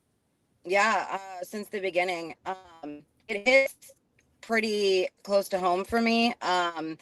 I was just super Reader's Digest version. I think I told Lori the story, but I had a situation. I was consulting on a civil rights case against an officer who was super corrupt. Long story short, he was basically having me followed. Didn't know that he was having me followed. My daughter was playing outside one day. He falsified a report, threw me in jail. And it took me 2 years to fight the case. And obviously, ultimately, I was acquitted, but it was a very similar kind of situation. And so when I heard about this case, one of my followers over on TikTok actually sent it to me. And I was like, this is insane. I'm like, there are so many similarities to what's happening here. And, I'm not anti-police by any stretch of the imagination, but there's also nothing wrong with just telling the truth. And I had a very weird feeling about the whole thing that went down from the beginning. And then obviously with what I do, I see so many people weaponize the family court on a daily basis. And that is what stood out to me, I think, more than anything, was why are we taking a mother who was obviously going through something that she didn't ask for, right? And run into family court with our sister and get this 209A order. And then now it's just this he said, she said game, and it's a smear campaign, and it's, how bad can we make her look? despite all the challenges that she's gone through. And one big difference I saw in Kelsey that is not something you see in family court very often is she recognized that there was an issue. Like the text messages speak volumes with her being like, you know, something's wrong or I feel off. And she actually went and got the help that she needed, and it was still, you know, used against her. So yeah, I've been following this since the beginning, and I had a huge problem with it. And I'm still, like, I was going off in Lori's DMs earlier in the week. I was like, I don't know how much more I can just like sit back here and say this, but I don't want to say the wrong thing. And I'm like, but Right. I'm losing it over here. Yeah. Oh my goodness.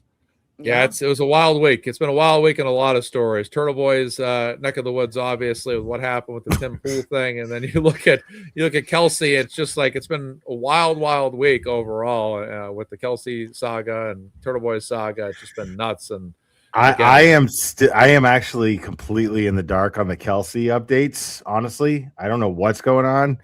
I know that there was a thread and somebody, it was either Justin in a sock account or somebody that speaks for him apparently, but it's just really funny because like they think that it helps him in some way.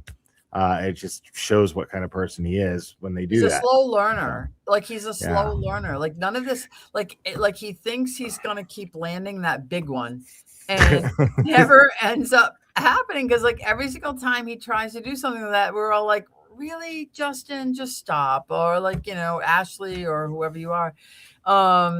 It's incredible that they keep trying at this point and not just focusing on really what the issue should be, which is trying to learn how to co-parent with this person that you're not going to have a relationship with anymore.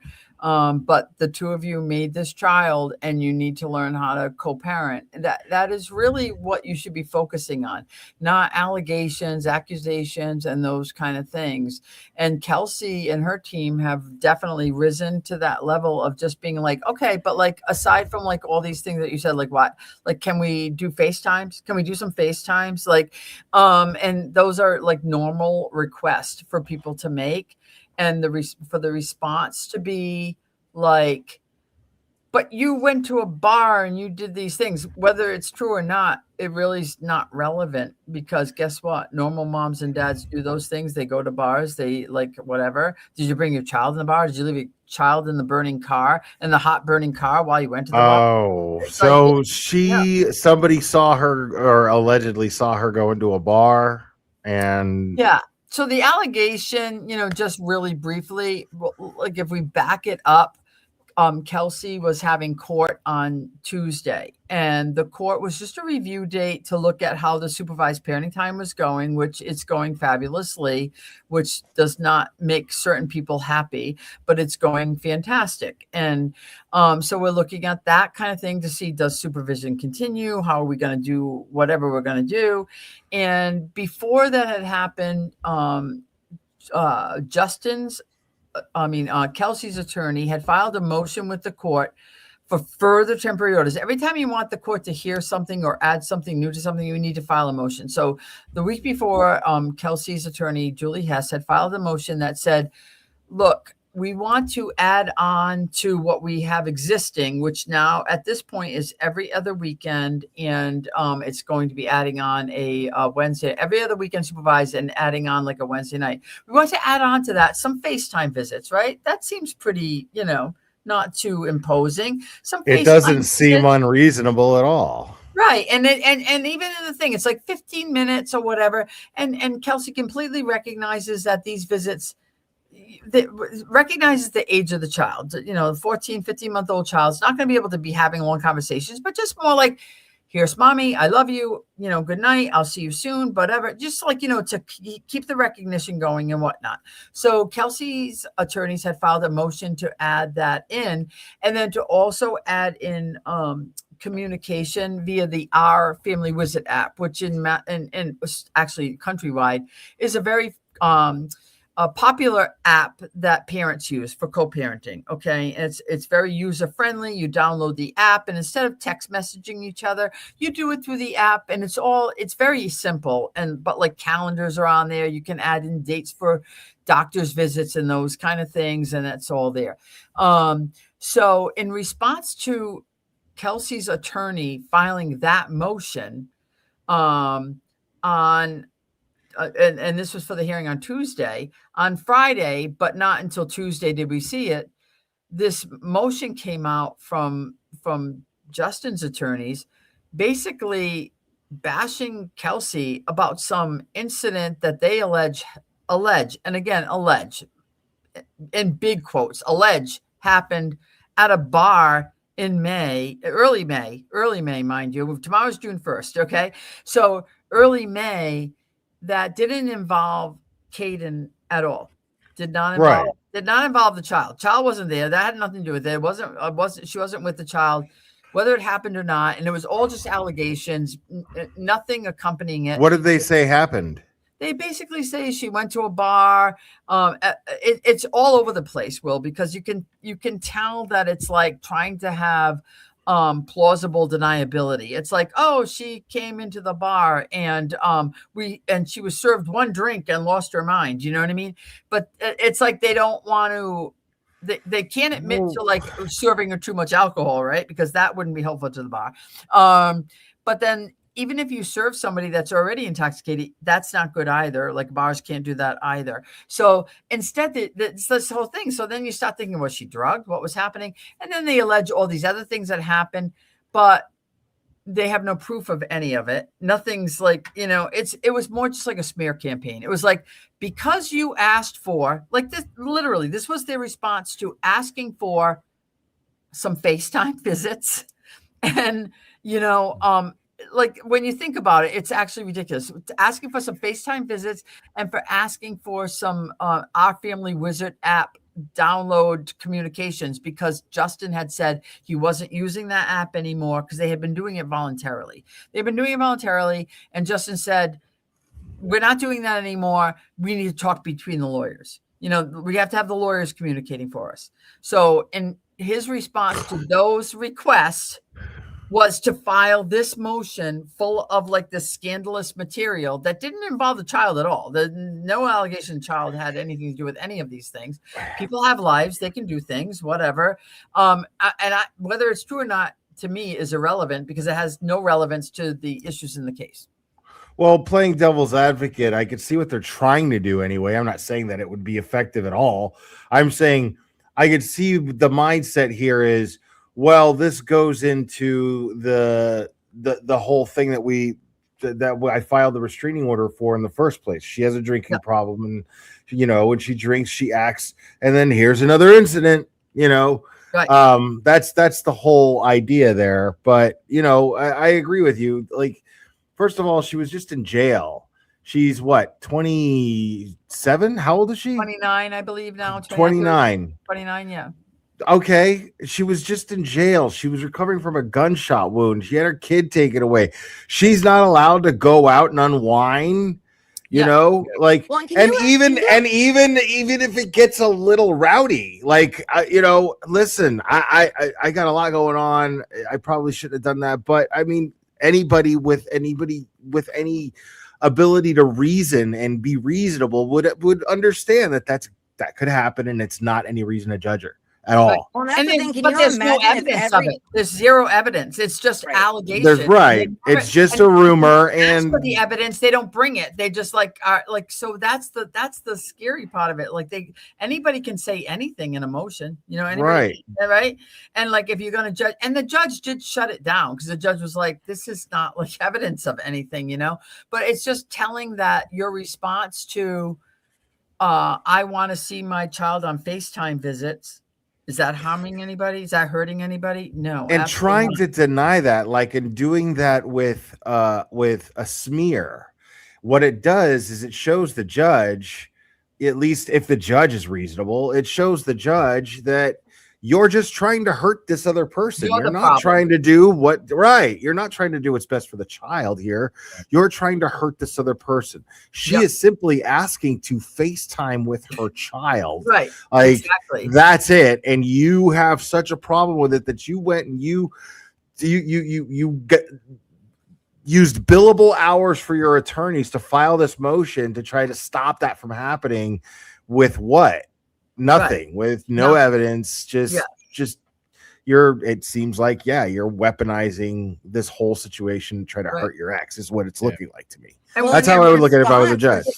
Their response was so bizarre. It was so bizarre. Well, he's only, he's only 1 year old and he can't, understand, what she's saying, and like just literally tried to completely dismiss the fact that it is very obvious to anybody who's a parent that just having her face in front of him in between visits is enough to help build that relationship so he can continue to keep seeing her. Like why that would be a problem for any parent is wild to me if they're actually looking out for the best interest of their child. And for the attorney to jump in and not be like, look, Justin, this is reasonable. That shocks me more than anything. Like, I get that he has to zealously advocate for his client, but I also think that they have to be a voice of reason too in these types of situations. Like, why are you not going to Justin and being like, come on, dude, like, you got to give a little. I get you hate the girl for some reason, but like, this is not going to help your case. And instead, that's what I want to know. I want to know why his attorney isn't looking at it from that perspective, or maybe he's just not listening to his attorney. Well, right. Because like, why isn't his attorney going, hey, this is going to, if I file this is going to make it look like you're just trying to hurt her and you don't really care about this child and its well-being. It comes off like you're actively trying to maliciously keep your child away from Kelsey. That's how it comes off. Like, and anybody with any brain is going to look at that. Right. And let me add this, Will, consider this for your debate there. So what happened was when they went into court, so the motion that was before the court was technically Kelsey's motion to add the FaceTime visits. And even that, it was like 15 minutes. Like, she understood that she's not going to be having like hour-long conversations with her very young child. 15 minutes in between the visits, as long as the child could tolerate, and that kind of thing. And to order the Our Family Visit app communication because Justin was refusing to do it, even though they had agreed to it informally. So Kelsey was looking for, which underline tells, excuse me, I don't mean to cut you off, but I don't want to lose my train of thought on this though. But that right there, what that tells without telling is that he is not willing to find a medium ground to have a relationship, a functional, just cordial relationship with the mother of his child. He's not willing to do that for the well-being of his child. He's telling the judge this is what he's doing. Right. Like, this is what he's interested in. The interesting part is his attorney's response to that was filing the smear campaign. But then they went into court, and my understanding from people that were there that day is they ended up stipulating to both of those things. So there's a stipulation that's already been made where Justin and Kelsey have agreed through their attorneys, and the court will order it. A stipulation becomes a court order once the judge signs it. So as to the Family Wizard app, communication, they stipulated that they would use it. As to the FaceTime visits, they stipulated they will do them. So he did all of those things and then ended up going to court and stipulating to those things. So what does that tell you about why he did those things? Yeah, everything comes down to, it shows that he is doing things out of malice and not out 100%. Of the best well-being of his child, which is just, every action that he takes only reinforces Kelsey's entire case that she's going to present when they go to court. He's just lying about me. I don't know what it is. He just wants to hurt me and keep my child from me. I don't know why he's like this. Everything that he's been doing tells the court this. He's telling you. I'm not even telling you this. He's telling you with every action. Yep. It's like, think about it. Like, Kelsey's like, oh, I want to do some FaceTimes with my son, and I'd like for Justin and I to communicate with this app instead of having to talk through our attorneys. And then Justin's response is, well, look at what she did at a bar earlier in the month, and this thing happened, and I got this call from this bar owner who happens to be a dispatcher from the town over, and then they go to court, and he's like, yeah, sure, I'll give you the FaceTimes, and I'll give you that. It's like, but I think that's why it has to do with the public seeing these allegations. It has nothing to do with the court. It's a smear campaign so that the public and the opposition, those that are backing up Justin, which is the minority, by the way, has more fuel for their fire, and can push that, because ironically, and again, just because Will said that he was kind of, if you go over on X and you look at when this started coming out, the motion wasn't even public yet before these maybe handful of accounts started pushing this narrative that was put in this motion, but literally before it even hit the docket. So we know that that's exactly what they were doing. And then they're like, you'll see tomorrow, you'll see them. And they had all these, they were all big and bad then. And then when it got shut down, now their accounts are silent again, which is hilarious to me. You're right. Like, and they get so assaulted. Like, I think they thought they were going to get like this big, like, reception of like, oh yeah, we're getting Kelsey this and Kelsey that. And aside from like a few handful of people, everyone was like, shut up or put up. You know what I mean? Like, everyone was like, we don't like stop it with this nonsense, because we keep hearing it over and over again, and people never provide the proof of anything. No, and again, it just sounds made up. It just sounds made up. If you go back to the original one, what are the odds of Kelsey hitting 110 miles per hour twice, driving recklessly in a vehicle? I mean, you know what I mean? Like, come on. Like, it's just, it's just either it's written poorly or it's just not true. And I'm going to go with the latter. Or being punched in the face, closed fist, by a trained police officer 3 times and not leaving a mark, not a scratch. I don't care if it's a woman. Wild. Like, Will, if a woman police officer punches you in the face 3 times, closed fist, would you at least have a mark? Would you have a mark? Something. Not if I asked her not to leave one on me. That's all I fear, Will. But yeah, like, depending on the circumstances that you're explaining, I would expect so. Yeah, I'd expect them to leave a bruise, a scratch. I mean, right. It's like, like you said. I mean, and maybe that was the case. Maybe someone asked for there not to be a mark. I don't know. In which case, that's people's personal business, and we don't need to know about it. Am I correct? Agreed. Honestly, but.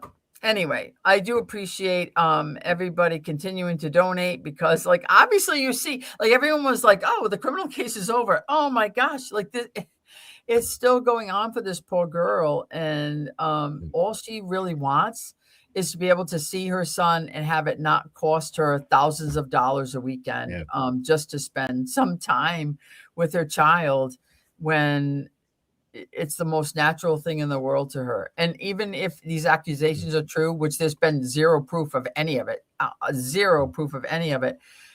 like, they didn't occur. It had nothing to do with the child. And parents do all sorts of things. I've represented all sorts of people, all sorts of walks of lives, and, like, people that do different things for a living and whatnot. If you can't prove that something is harming the child directly, then you have the right to live your life and have your lifestyle. That's just ridiculous. Now, I mean, you're a family attorney. What they're trying to do, we've established that what he's trying to do is smear her character, right? And say, because of these actions, this is why she's not a fit mother. Right? That's what they're trying to do. Now, is that actually effective? No. I mean, is that not ever anymore. A way? Is that generally a way to go? I mean, yeah. I mean, like 50 years ago, I mean, like, or maybe even when I first started practicing, I've been practicing for 37 years. It used to be more like, oh no, like, judges would be more horrified by things. I think since the age of social media, we've all had to kind of accept that, like, because like there's a lot of things that happen behind closed doors that we don't know about. Correct? Yeah. What are we gonna do? Yeah. Like just put We're gonna like stop. where's we're the not cap? moral Right. police here. Like, you know, Right. Where's the cap? Like, are we gonna just like are we gonna camera everybody's houses and make sure that Yeah. everybody's parenting the right way? Is that the Great point. utopia that we're gonna reach at Right. some Like, point? like, should we just open So- up like massive orphanages and assume Right. that if people are not like conforming in the 1984 Orwell sense into like Right. our dystopia, that we're going to just stick them in there because like parents come from all Right. walks of lives and all, you know, and what really Facts. matters is, are you harming your child? Like, you know, Right. if everybody grew their child up in the Puritan sense of the word, that wouldn't be good either, now would it? Like, you know, I mean, like, we parent the way Well, we have right. the right to parent the way we want to parent. If you're Well, not directly harming your child, if Kelsey or Justin, you know, the same thing with Justin, he wants to go to a bar, or he wants to hang out with some friends, or he wants to do whatever wild thing he's doing. Do you bring your child with you? No, my child's at home and he's with his grandmother or whatever.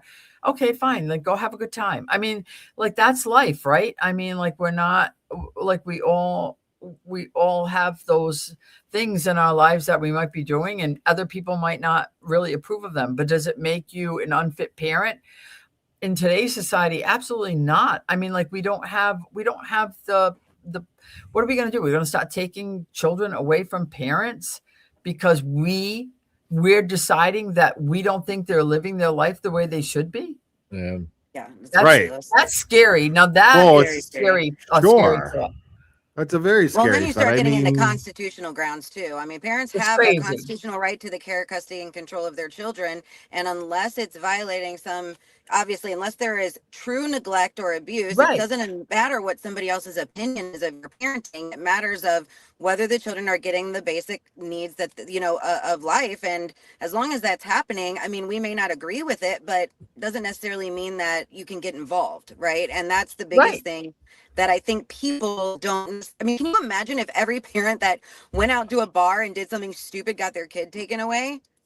That's, I mean, Right. That's what I mean. We need Right. to stop That's building what the I mean. orphanages now, because I mean, It's like, not gonna happen. seriously, like, it's just it's insane. is Like, that what we're gonna do now? Like, that's the We point don't- right we- there. Is I that think what we're everybody would doing? lock Is their that what we're kids up. doing? We're just yanking Right. kids out of homes now because their parent Right. actually Mom showed got their drunk ass last at the night. bar. like, we got Yeah. the moral police. We got the moral police Okay. going on here. Like, Yeah. okay, like, you don't judge, like, whatever. Everybody's different, and people and all walks of life are different, and different parents do different jobs, and they have different things going on. And if you're not neglecting or hurting your child, and we have things in place for that. I mean, he could have, like, if he really felt the child was at issue, he could file a DCF report. But you know why he didn't? Because the child had nothing. Even if this incident even had a remote piece of truth to it, even if it was 5% truth, the child had nothing to do with any of it. The child had nothing to do with any of it. Even if you're just talking about, like, if you're just talking about a random person going to a bar, okay, meeting up with some guy, maybe you're making out or whatever you're doing. None of that has nothing to do with your caring for your child. Zero. Dude, there was a time where the norm was like kids in elementary school would meet up outside of school in the morning, and one of them would bust the other's balls and be like, "Hey, my old man came home drunk as hell last night, and he was telling me that your mom was at the bar dancing on the table and stripping her clothes, dude. Your mom's a stripper, bro." Like, that was the norm that kids would know. You know what I mean? Like, this is that, like, kids understood that parents acted a certain way, and it just was what it was. It didn't mean that they were not hardworking, that they were not ethical, that they did not instill values in their children as they raise them. You know, Right. I mean, We can't be the moral police. I mean, like, Right. we all come from different backgrounds, and there was no allegation that there was any harm to the child in this motion that was filed. It was just really just a smear campaign to, like, hurt Kelsey's reputation. But it did, in my mind, I mean, none of it was actually proven to be true, but in my mind, I was like, even if this is true from a family court perspective, from a family law attorney perspective, I was like, big whoop. I've seen a lot worse than that and like not had an issue going into court. But to be like, oh, your client was at a bar some weekend when the kid was with my client. Yeah. And what? Like what? So? Like, I mean, like, what is that? They're not like, it's not a divorce. They're not like going through like, oh, your client did this thing and there was an extramarital thing.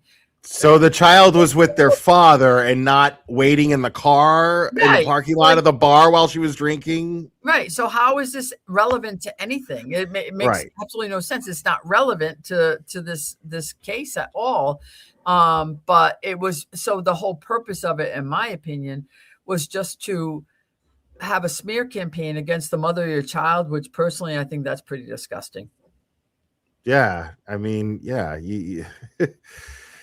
It's, you know? I mean, now there is circumstances where like straight up abuse happens. You know what I mean? Like where the other person is a nightmare, you know? Yeah. Like where, I mean, so shouldn't that be brought, like if it's true, shouldn't that be brought up and used?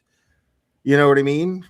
I mean, I'm just playing devil's advocate here. So like, let's just say that Justin's allegations are true, right? Let's say, let me not even say that. Let me say there's a case where someone is making those allegations and they are true. And they're separate all case. Yep. Hypothetical. Got you. Yep. Right? Yeah. Shouldn't they absolutely like state these things and, you know, and they have no proof, but they're like, come on, what should they do? What would be the strategy there?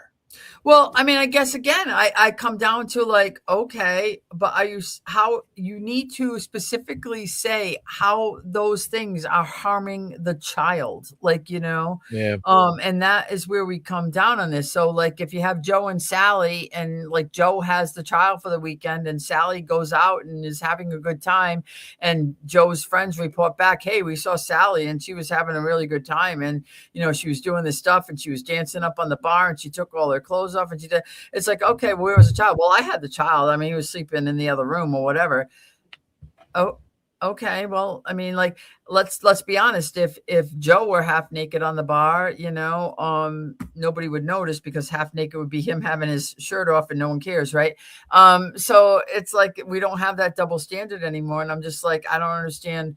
If you can't tell me, and I say this as a family law practitioner and seeing judges and being before judges on so many occasions on this stuff, if you can't tell me, if you can't specifically iterate to me how that is harming this child, like how is this harming this child?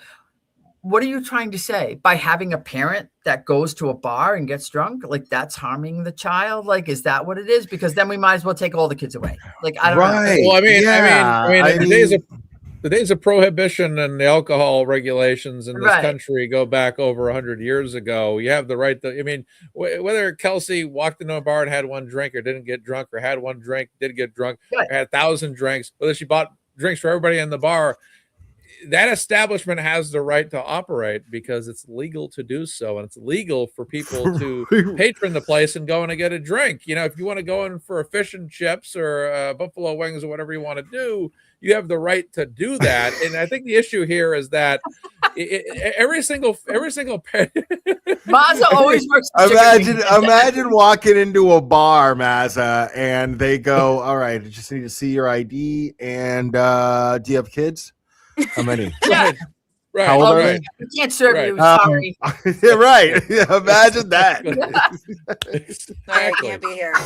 I'm sorry, Mazza. I cut you off. Okay, go ahead. It's perfectly fine, but it's a great point because that's the outrageousness of this whole thing. And I think the issue here is that if you look at any parent in the history of this world, your parent, whatever, you can make a case for anybody on this planet as to why they're an insufficient parent or an insufficient person. If you wanted to seek out to do so, you could look at anybody negatively and say, you know what, that person's flawed and this, and that, or you can look at people positively. It's up to you, right? But I think the issue here is that he has an image of Kelsey that is not favorable. However, that unfavorable image, it's like kids in class, okay? Two kids in class don't like each other. Just because both kids don't like each other doesn't mean that the other one's flaws, because every human being is fundamentally flawed to some degree, doesn't mean that their flaws are a crime or something that should prohibit them from having freedoms, rights, just like any other human being. And that seems to be the issue here, is I believe this individual's problems with Kelsey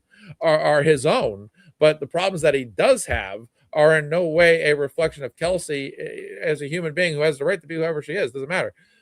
His perception of her doesn't mean that her perception is a crime. It doesn't mean that she's an insufficient, does not have the right to be a parent. And that's the issue here. It's like any people that get divorced, separated, whatever, you can hate that other parent all you want. However, that does not mean that that person is unqualified to be a parent by the law. And that's the issue. Is like it's almost like he's trying to push a narrative where I hate this woman. Kelsey's bad. She's horrible. She shouldn't parent because here's why. And it's almost like he'll stop at nothing to, this is the impression I'm getting at least. Well, and I think mom is pushing a lot of that narrative. I think Justin's mom and sister or the family in general is pushing a lot of that narrative. And because of that, he's not stepping back and going, you know what, Mom, I respect your opinion, but this is mine and Kelsey's child. We're going to make those decisions together, which is what should be happening. I mean, I can't tell you how many times, my mom, bless her, she's an angel that walks amongst us, but I've had to be like, Mom, I get it. I know that's not how you would do it, but I'm raising my kids differently. I respect what you're saying. I will take it under advisement, but ultimately I'm going to make that decision. And that is something that he has to do. And he's not doing that. And because of that, he's listening to those third-party voices who are ultimately coming in saying, this isn't how we would do it. Mom didn't raise us like this. This isn't how, you know what I mean? And I don't know why, but I hear these conversations being had over there and he's running with it. I mean, he couldn't even go file the 209A by himself. He had to have Sissy there with him, Courtney in his ear filling out the damn piece of paper for him. Pardon my French, sorry, Mazza. But you know what I mean? That's all right. That's just, it infuriates me. It really does. It's like, you can't do this yourself. You clearly can't even think for yourself. And that's ultimately, at the end of the day, what is fueling a lot of your opinions on this. I mean, he even said that there was issues with her being pregnant. I can't imagine a universe where a pregnant woman is on a vacation and it's not okay for her to want to go back to the hotel room and she's ruining everybody's vacation now because she's pregnant. Like, that's wild behavior. I'm sorry, but that's the most insane thing I've ever heard. As someone who's had 3 children, cross me when I'm pregnant. Yeah, I promise you. How is it that you're not, how are you going to not make your pregnancy everybody else's problem too? Like, you do that. That's not what I meant by that. Like, I know, I'm kidding. Sorry.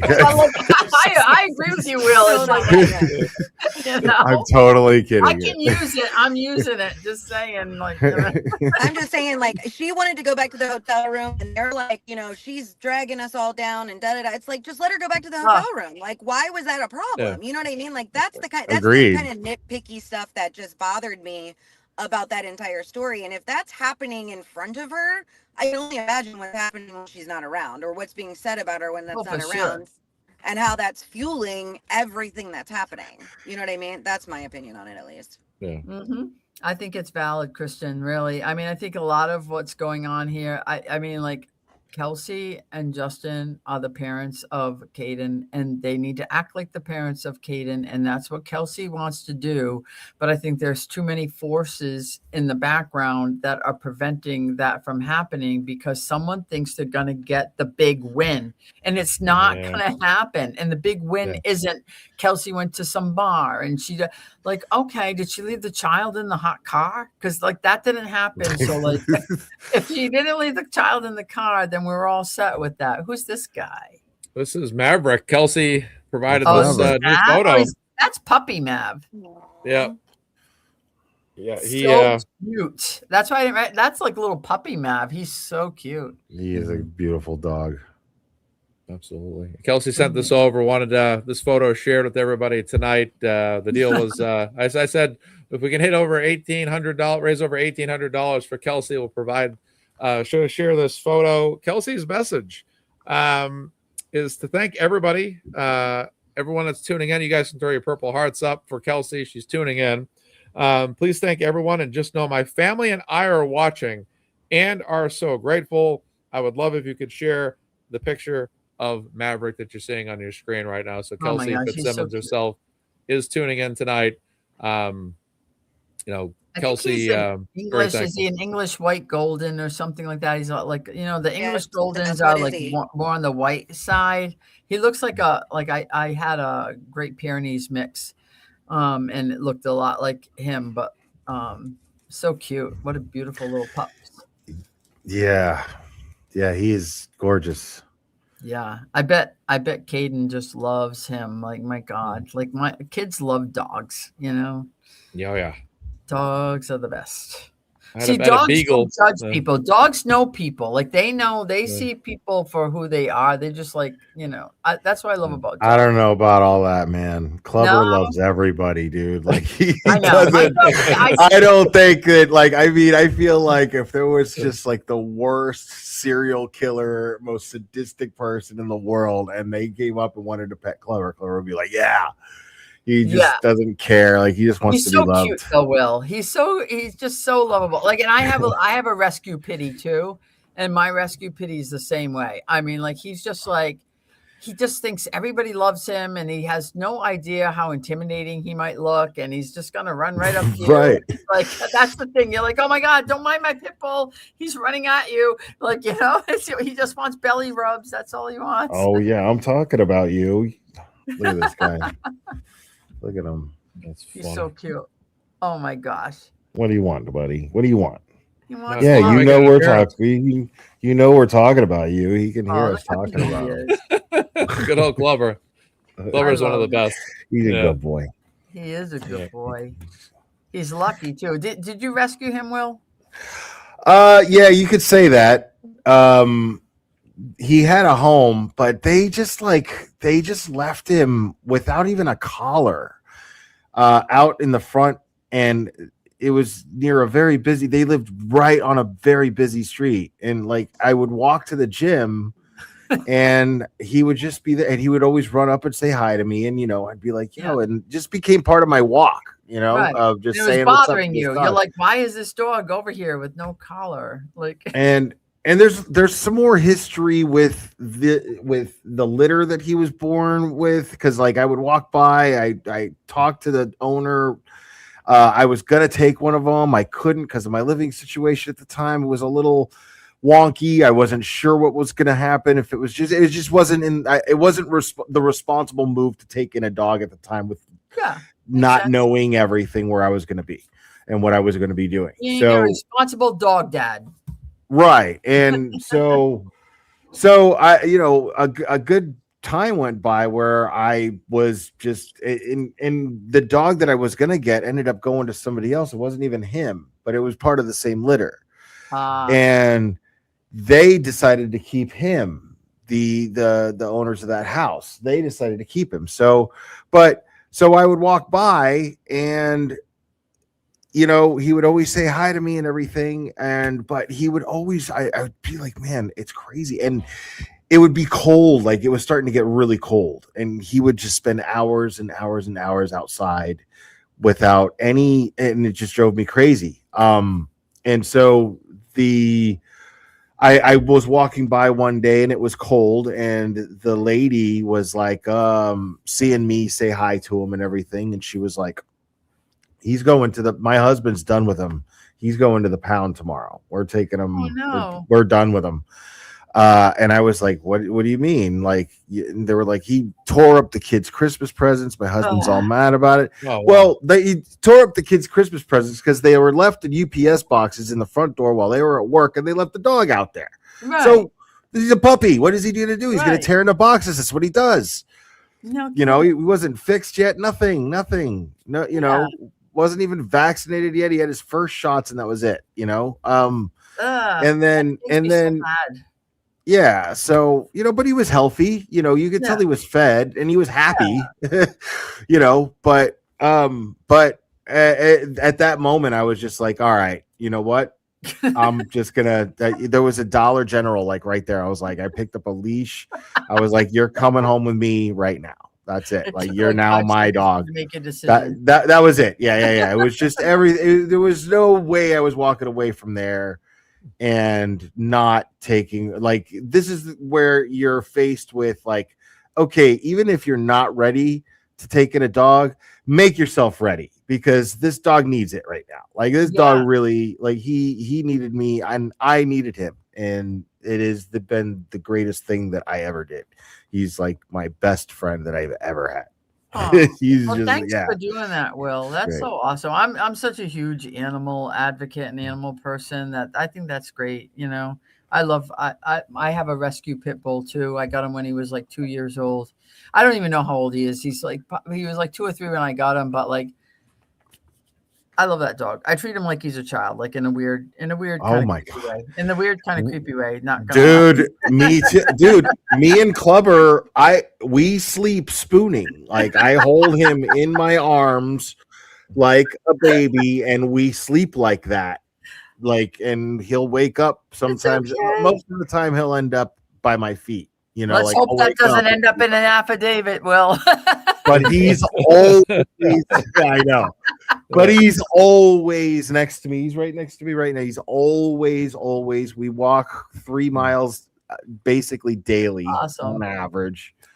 Yeah, it's just, it's like, it's just great right now. He's everything. They're emotional support for each other, you know, which is awesome. I love that. My dog's my emotional support. People be like, oh, is that a, like, whatever? My dog's very smart. He's smarter than most people, you know, and they'll be like, oh, is he like a trained, whatever they call it, you know, companion dog or whatever. It's like, no. But like, I feel like if I just bought him a vest on Amazon, he's trained enough. Like, Clubber's smart, and Clubber's smart, and he listens, and he's loyal. Yeah, you know. exactly. So like he's smart, he listens, and he's loyal. So he wants to do. So he understands. He can. I believe he can read my mind. Like, if I start thinking about, you know, certain, you know, like if.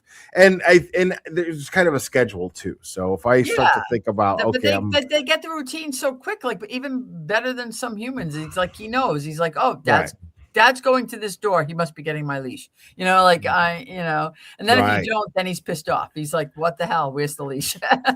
he does it. Like, it's crazy. Clubber is practically flawless. Like, nothing gets him mad.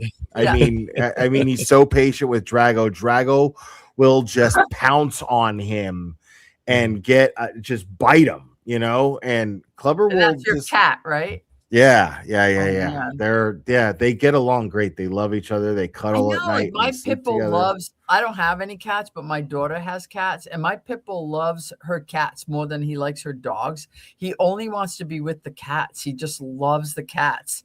He's obsessed. I don't know what it is. It's like a pit bull thing. They like cats. Clubber is jealous of Drago. Like, if I show Drago affection, Clubber comes running like, hey, what about me, Dad? Yeah, I know. You know, like, he does that. Like, and it's like, dude, like, have a little self-respect, bro. Just sit over there and just wait until, you know, like, you're with me all the time. Like, right. In a while, cats never do that. The cats are like, whatever. Like, I have too much self-respect myself. Right. So, like, be begging for it. I'm not begging for it.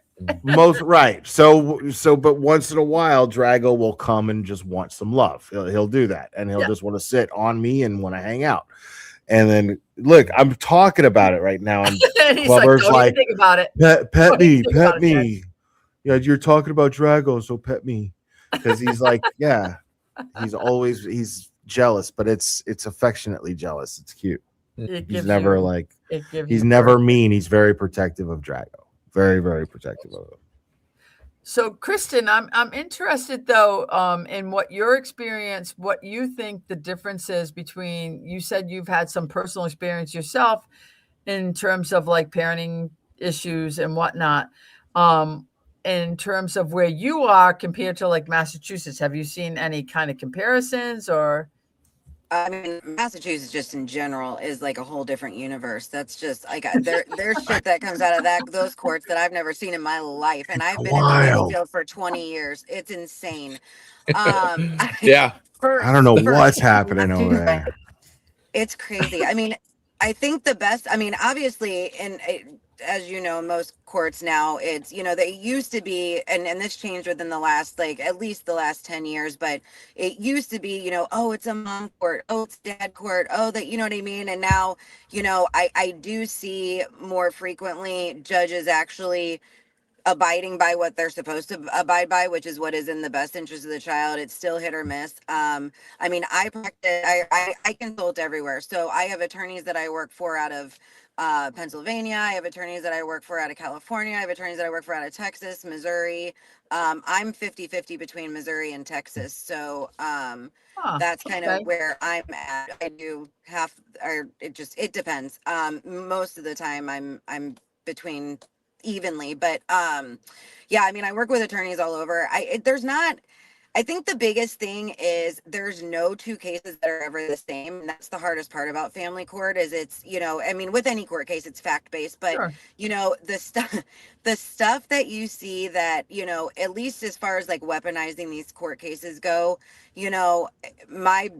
it's like you can see it coming from a mile away. That part is always the same. You know what I mean? It's the same pattern. It's the same, he said, she said. And I think that's the hardest thing about family court is it's probably one of the jurisdictions that has the majority of he said, she said without a lot of proof, right? And it makes it a little bit harder to make a lot, unless you have someone that's routinely, recording every conversation or every fight or every, the actual abuse, whatever, it makes it a lot harder. What I would say, especially in this case, again, what stood out to me criminally and as far, the difference is the fact that she even went to jail. And I think as far, well, let me back up. Justin's 209A just from the beginning threw me off, namely because Kelsey tried to get him back to come back to the house over and over and over again. And let's talk about the most scripted testimony in the history of criminal trials was when Justin got up on the stand, and it was grave danger and risk and all these, like, I'm just like, he can't be serious. Like, we're not actually listening to this man use terms like grave, like it's like ChatGPT wrote his entire testimony. It was the most ridiculous thing I'd ever seen in my life. And if you were so scared, like, who says grave danger and risk? I mean, seriously. I've never spoken those sentences unless it wasn't in emotion in my entire life, and they definitely were not together. So it was just weird to me. And so you're so scared. You're there was grave danger and risk for Caidyn, and you were worried that Kelsey was going to harm your child, and you were scared for your life. Yet you left that child with her overnight, had time to go to a meeting with all of your friends and her so-called friends and all these people to discuss what they were going to do about Kelsey. And then you finally go down, can't even go by yourself to get this to a night. Like, in my problem and where my advocacy comes in is just the rubber stamping of these motions. Like, that's the issue that I have with all of this.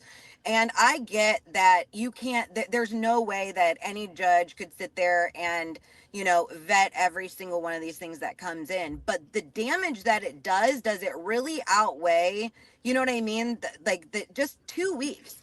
Look what happened specifically because of that order that came in. Now, granted, the cops should have done their stuff differently, and I put it on them. But, without any proof, without anything, people are able to go down and get these orders and ultimately lose their kids for 10, 14 days if you factor in, obviously, the weekends, right? And without seeing their child. And that does a lot. It does a lot of damage to a family and to a little child, right? And we have to look at that. And that's where a lot of my advocacy comes in. We've made some changes, like here in Missouri, with a lot of new legislation that went into play where they're really trying to not rubber stamp as much as they used to for that specific purpose. I mean, it still happens. Obviously, you can't control every court and every decision, but that's where I think a lot of this needs to be looked at is are we okay? Like, there was another criminal case, I can't remember which state it was, but the parents were actually arrested. The kids were taken away. It was a mom, a dad, and a brother who were falsely accused of horrific acts against the child, all because the dad wanted custody. And they were literally in jail for over a year fighting this. And then finally, when it got to the evidentiary hearing that ended up finally happening, they were like, wait, the proof that you said you had in this police affidavit or this probable cause statement, you don't actually have. So these people have been sitting in jail for a year. She lost her children, lost her job. The dad lost his job. The brother, didn't, it was just like a whole thing. And we see this stuff happen every day. Yeah. Simply because two parents can't get along. And again, it's like weaponized. It's awful. That's the thing with the restraining order statute here and in every state. I mean, it is supposed to be, a shield for protection of abuse, but unfortunately, too often we see it weaponized. And I'd like to reach out to you, Kristen, because we are trying to work on reform here. In terms of like the timing. And right now our statute says 10 business days, which does, in particular, in this case with Kelsey, it resulted in 14 days that this breastfeeding infant child was being removed from its mother with nothing more than the word of one person. And that's, to me, that can't keep going on. You can't just, and people will say what they want to say, but you have to understand from the family court perspective, once you put yourself in that position of being the primary care parent, you've kind of given yourself a leg up. That's where it's used as a weapon. It's like, I've now have custody. Now the burden's on you to prove that you should have it back, instead of being like the other way around where it's like, I shouldn't have got it in the first place. It's like, okay, now I have the child and the child's been with me for this much time. So now you have to prove why you should have it back. And the court is always like, well, if it's not broke, don't fix it. The child's doing fine over here with, dad or with mom. And even though they were ripped away from dad or mom. And I feel like there needs to be a full review at that point. If you get to the point where you're filing restraining orders against each other, bring it. We need to bring on the full review of both parties. And both parties understand we're going to bring it, and like that's when it gets real, you're making some crazy accusations and you need to you need to bring everything you got. Right. And the state needs to make it clear, like, if you're doing this, then you need to have strong, substantial evidence of why this is happening. And we're going to be looking at both parties. Like, we're not just going to say, okay, and that's what happens here. It's kind of like, oh, well, what's going on in Kelsey's house? It's like DCF says, oh, as long as the child's with dad, it's all fine. It's all safe. But did DCF investigate dad? No, absolutely not. They just were like, child's with dad, child's safe. Because you know why? DCF works on reports. No one reported dad because that didn't happen. Like, you know what I mean? It was like, well, dad reported and then dad got custody. Nobody had a chance to report dad, And so like DCF isn't looking online and seeing all these internet pictures of, that we have. And a lot of people don't realize either that there's different levels, we're talking administrative, right? And then we're talking about juvenile court, and then we're talking, it's different for each jurisdiction. But like in Missouri, if you're dealing with, it's children and family services or children's division, depending on which side we're dealing with. So Missouri has two different sides, but as far as that goes, you're dealing with an administrative aspect of things, right? So that's completely different, and you can be in a case with DCF that then gets appealed to the circuit court if you don't like their decision, and then a judge gets involved at the third level, right?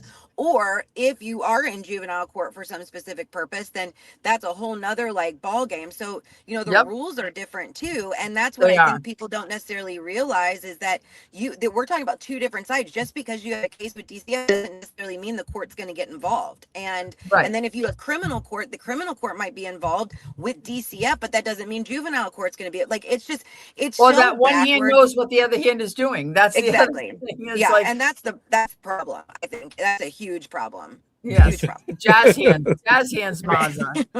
I think this is a good time to remind people that, like, what's our target for me to do the states in alphabetical order, Mazza? We need to cross. So last week we were at $2,081. We have to top that by at least $1. So we need Okay. 2,082. All right, So we're at people. 1975. We're about $107 away from that. $107 will do it. Yeah. How many states are there now? Are there like 52, 53 Oh, now? don't start now, because like I can't don't add even any know. more than I already know, and like I'm doing like, no, let's be clear. You're going from you're back in our day in school when there were 50 states. What? Are you trying to call me old? Okay, well. No, I'm saying you're just as old. I'm saying because I'll put you, Will. I asked a genuine question, like, because I've not thought about this. I'm not adding in any. That's what I'm saying. Are those even considered states now? Are they No. teaching? What are they teaching in school right now? Is they teaching that there are more than 50 states now? What are they doing? I have no idea. 50 states and territories. Yeah, Okay. I'm not doing the territories. I'm just doing 50 states and territories. That makes sense. 50 states plus the territories. And I Makes sense. don't have anything. How many territories are there? Territories. Don't ask But me, I ask me, learned kid. this when I was in second grade. In How many territories are there? 71. So like I'm doing just the how many territories are there now? 3? Keep saying there's Virgin Islands, Puerto Rico. Puerto Rico's isn't Puerto Rico a U.S. Puerto Rico, Virgin Islands, Puerto Rico. I don't know. There's another one. I think there's 3. It's like somebody said Mexico. They No, just that's changed not- the math That's wrong. on me. That's They wrong. just changed the math on me. I had to get my kids a math tutor. It takes like 17 pages of paper just to do one math problem now. It's absolutely ridiculous. It's unnecessary. Anyway, I'm just sticking to the 50 states that we know. The stars that are Guam. on the flag. Everybody's saying Guam. Guam, yes, Guam. Stop it. Guam. Guam's That not. makes I'm not sense. putting Guam on the list. Like if you people like, I didn't even know Guam was a thing. Right. I I think I need a disclaimer. I think I need a disclaimer, Mark. Yeah. Yeah, that's all right. I'm doing It's just nothing's worse than the cow story. We'll miss the cow story because he was ill, and I think he did it on purpose. He was like, "I'm getting out of here before the cow story." I'm out of here. Bye, bye, bye. Is Guam Yeah, they hit nice? Yeah, $25 from Cynthia is being worked on as we speak. Oh, no. We need another 82. So 25 will get us to 2,000, and then we'll be $82 away from the reciting of the states. So we're Oh my closing gosh! in I here. have 20 minutes for you people not to donate enough, so I don't have to do it. Yeah. Thank you to everybody that has donated so far. We got $50 just came in from Austin. Oh my gosh! Oh no! Fantastic. Yeah. So that gets us No, up see, to Never once have I been motivated during one of these fundraisers to say people don't donate, but like now I'm getting a little nervous about my like promise. we're at 2025. You get as many takes as you want to. So we need I don't know, about donate $50 to $75 plus another $7, about $57 will be the top. 2081 last week, and we're at 2020 right now. This is topping the cow story, Mazza. Yep, exactly. Wow. I missed the cow story. MazzaMedia. Was that last week? You got to go back. Yeah. I'll have to go back. Mazza doesn't want to go back ever. Yeah, you can watch last week's episode, or if we get over $3,000 tonight in the next 20 minutes, then we'll do it again. We'll get over $3,000. Cow story. Come on, guys. I'm cranking that number up like 3,000. Yeah, as far up as possible. Someone in the chat's like, I have 1,000 for that. Here you go. Oh my gosh. Well, like if it doesn't get told tonight, Kristen, you and I will talk personally, and I'll fill you in on the cow story. Okay, good. It was my best ever like family law court case. Actually, my most horrific one. And Mazza barely got through it last week. So it involved a cow, and it involved video evidence of said incident. And Will missed it too, and Will probably would have enjoyed that story anyway. Wow, that's awesome. But the states in alphabetical order. I mean, that's a close second, I guess. I don't know, but I'm not sure I can pull it off. I mean, I promised the states in alphabetical order in under 30 seconds for matching the donation from last week. So we'll see what happens here. We'll see what happens. Here are the Mazza numbers. These should be popping up here on your screen. Let's see what we got here. These are the numbers here. Wow. all time. I don't know if it's visible for you guys, but that's the secret graph that I keep. $54,702 over 17 fundraisers. My gosh. That's wow, wild. Mazza. Tonight we're at 2025. Yeah. I keep that's awesome. I mean, it's so amazing this late in the game that you're still getting these numbers. I'm so impressed. It's so great. Like, and thank you so much, Mazza, for all you've done, Yeah. Really. We got $20, $25, and $25 that just came in. I'm going to wait for the refresh number, but we might be over that. We might have broken it right now. So we'll wait for that. Yeah, I keep this spreadsheet. I was like, everyone likes to ask, like, what are the totals all together? The one thing I didn't do during the Karen Reed trials was keep track of all of them, and I kind of regretted that. So when I did this, I'm like, I'm keeping totals of all of my all the fundraisers we do on this channel, because I like to know that I like the math, I like the data, I like numbers, I like that kind of stuff. So I'm kind of, kind of motivates me. Yeah, I'm the same way. I'm definitely a math and like. It's weird that I do family law, because you think I would be all about the emotions and whatnot. But like a lot of times people seek me out for my experience and knowledge in like more of the financial issues, pension type of issues and stuff, because that actually is really more my forte, mainly because I get really like pissed off about this other kind of stuff, quite frankly. I was gonna say, it's kind of good if you can remove that emotion too when you're dealing with family court cases. It burns you out, like seriously. I can imagine. I mean, if anybody is an empathetic person with capable of emotions, and you are going, I mean, it's going to get to you where you just need to unplug and just, I mean, I can't imagine case after case after case where people are using children to hurt each other. And you have to somehow mediate this in some way. And and sometimes it's my clients. Sometimes it's my own clients, you know what I mean? Like, and that's what really aggravates me. Because like I have no problem whatsoever telling my clients you're the problem. And sometimes they want to hear it and sometimes they don't, but I do feel like it's important to be honest, All right, Lori, so here we are. Hating each other more than you love your kids. And that's exactly right, Kristen. I'm sorry, Mazza. Right. That's okay. Lori, so last week we were at 2,081. We need to get more than that. So here's the live update from the website. So here we go. We're going to do this live on the air. This is the new number coming in right now as we speak. Here it comes. We're now over 2165 is the new number, which means it's time to recite the United States. Okay.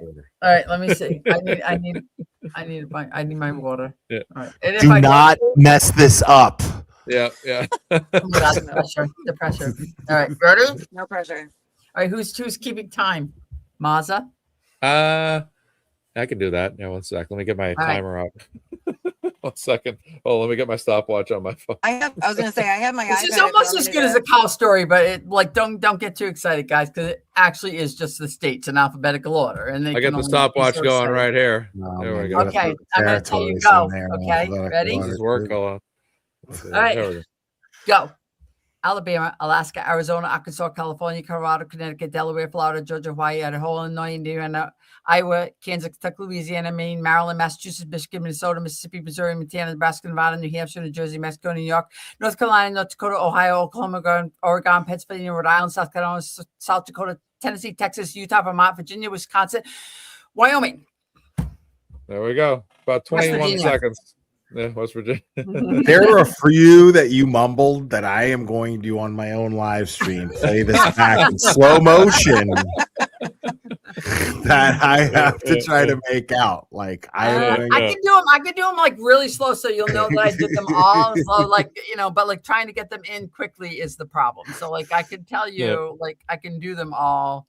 Obviously, no, I could tell. Yeah, no, that was impressive. That's very impressive. How long did that take me, Mazza? About 21 seconds, roughly. I started at about a second late. I stopped it at 23 seconds, so it was about 21 seconds, roughly. So, yeah. I learned that in second grade. Yeah, absolutely. Yes. I can't remember what I had for lunch yesterday, but I do remember. Wow. Wow. Oh, my goodness. Same. Some things. It was actually a song that they taught us in like in like elementary school, which was like of all the states, and and at the time I was in Rhode Island, it was like Rhode Island is the best, and like I'm sure every state had a version of this thing where like your state was the best, That's funny. But yeah, now I'm in Massachusetts, and Massachusetts is the best. Not really, I'm just lying. Apparently it's the worst. I don't know. Yeah. 2165 we topped last week. That's just incredible. I'm so happy. I just to everybody out there, it's just donating this between the last 2 weeks. That's $4,246 plus Lauren raised about $500. That's roughly about $4,700 raised. That's awesome. Wow. Between 3 different shows in about a week. Crazy. That is crazy. Wow. Especially at this point, like, I mean, like you expected the big numbers to come in like before the trial and whatnot. But like once the trial came in, and like we talked about this last week, Mazza, like somebody was like, why are we, and it's a 100% valid question. Like someone to ask, like, why are we still raising money for Kelsey? Like she's already gone through it and she was found not guilty. But like, it's this crazy stuff, until she's actually reunited with her son, then she hasn't really won. And in her mind, I know that's how she looks at it. It's like all of this was to get to the point of where we're at today, where she's starting to reunify with Caidyn and build that. And all of those things were done because of you guys and your donations. It's so appreciated, really. She wouldn't be where she's at right now without everybody's help, and I really appreciate it. And I know she does, and her family does. So thank you to everybody that's donated. It's just unbelievable. I just can't believe it. I'm so thankful. It's just it's such great work. Will also did a fundraiser. Well, I think he raised over $26,000 in one night. I did a 12-hour thing. That's usually that was the most that I raised. Like I think I did 3 of those 12-hour fundraisers for Karen, at least 3, and I did at least 2 for Aiden, 12-hour ones. And each time I usually made we collectively would raise a little over 20,000 each time. But Kelsey's exceeded 25, which that was awesome. Which thank was you so much, Will. well, I mean, thank you and guys. Everybody. Right. Yeah. Right. See, I mean, I gotta be honest. When it comes to this stuff, like I look at this at this point, this is a family thing, right? That's right. It's not a criminal thing, but so when it comes to this stuff that's beyond the criminal stuff, because the criminal stuff is over, right? But when it comes to this stuff, I'm going to be very, very, selective about what I pay attention to. What I think is really important here as far as raising money for Kelsey is, instead of thinking of things in terms of who's right, who's wrong, the bottom line here is Kelsey has a right to a chance to be in her child's life. She has a right to that chance to fight for it. So that's why I am absolutely, totally in support of raising money for Kelsey beyond because I know that people are like, well, there's why raising money for her? This is a family thing. It's not a criminal thing. Well, this is why, because this is now about any parent who you could see is the law was weaponized to try to keep her child away from her. She has a right to have a fighting chance, and that's what the money is for, to give her a fighting chance to be part of her child's life. And that's it. This is a no-brainer for me. Well, and I think too, Lori hit the nail on the head before the last fundraiser. Caidyn has 2 parents, and yes, we might not like Justin, and yes, Justin's supporters might not like Kelsey. That doesn't matter. Caidyn has 2 parents, and both of those parents have a right to be. Agreed. His or have a right to be his mom and dad, and they may not be perfect in everybody else's eyes, but they're perfect for him. And that is 1000% what we have to look at. Now, I'm divorced. I have 3 kids. I have a very unconventional, situation where, you know, my kids stay in the same house and my ex-husband and I go back and forth so that my kids don't have to go back and forth. We get along, we literally talk every day, we co-parent perfectly. That is not the norm, and I get that. But I can't imagine a universe where, you know, I wouldn't be there to answer a question for even my, you know, I mean, and I think a lot of people say, oh, it's a boy and a boy needs his dad. Yes, but a boy also needs his mother. And I can tell you that as a boy mom and For as a girl sure. mom, right? And so For sure. that does not matter, right? I mean, there's certain things that I can give my son that his dad will never be able, you know, to be there for him, you know, and do, and vice versa, you know, and that's why it's important. See, we have to look at things because you just mentioned, like, take your situation, for example. You said it's very unconventional, right? And the important thing to keep in mind is any situation, we have to be ready for any unconventional situation that may arise in the future. This is, at the end of the day, this is two people who made a baby together. They were talking about spending the rest of their lives together. What are you guys going to do if Kelsey decides and Justin decide, hey, let's give it another shot? Are you guys going to be able to compute that? You know what I mean? But that's their business. That's their lives. That's how we are going to have to keep that in mind, folks. But the bottom line here, right. Right.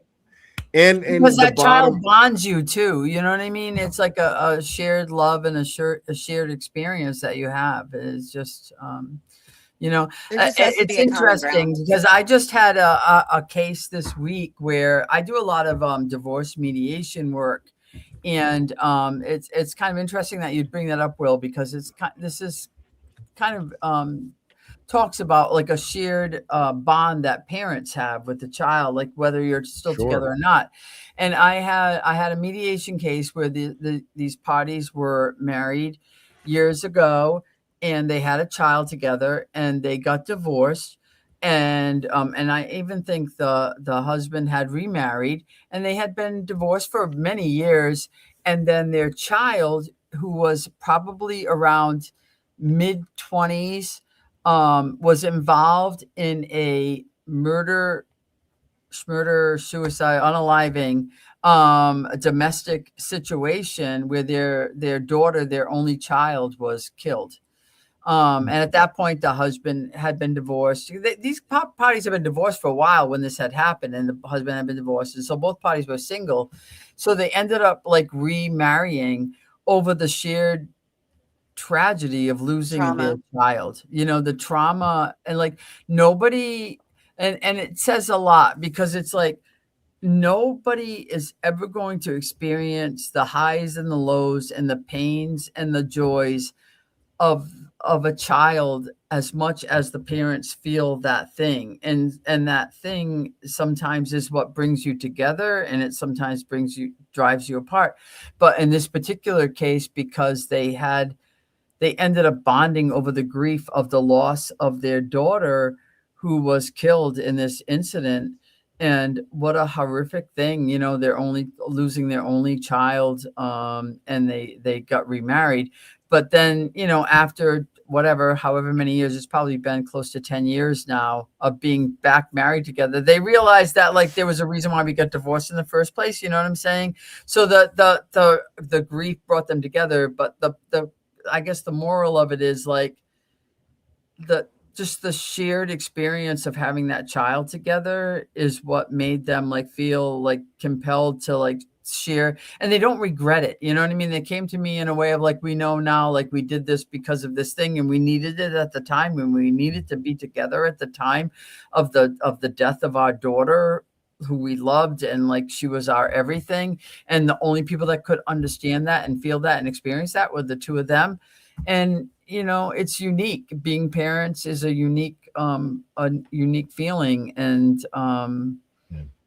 and that goes back to what I was saying about the outside influences. That's something that, you know, I see a lot with you know, at least in and again, I don't know the Alayans by any stretch of the imagination, but just in the way that these motions are being worded and the, you know, what we've heard on recordings and things like that, like that's something he's going to have to get past that if any of that is ever going, you know, if they're going to be able to come to a happy medium. And that's, again, probably one of the hardest parts is keeping that outside influence and being able to say, look, I respect what you're saying, but respectfully, it's none of your business, right? Like this is our situation. Yep. We're going to handle it the way that we want to handle it.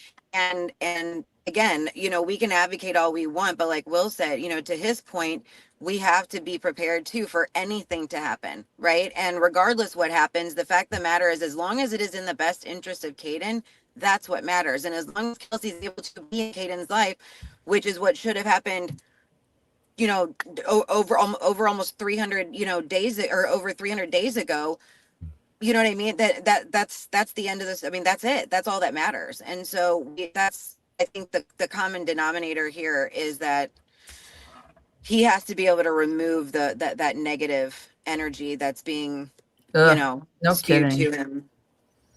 That's the biggest issue I see in all this.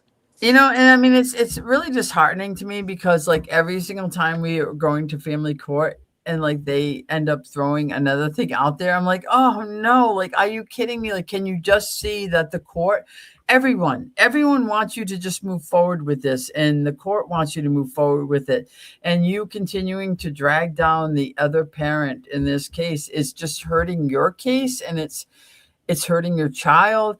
And it's time to just move on. Like I'll be happy the day that we don't have to do these fundraisers anymore. And that is the absolute truth of it, because like that'll mean that, you know, Kelsey and Justin and Caidyn are just moving on with their lives and living their normal.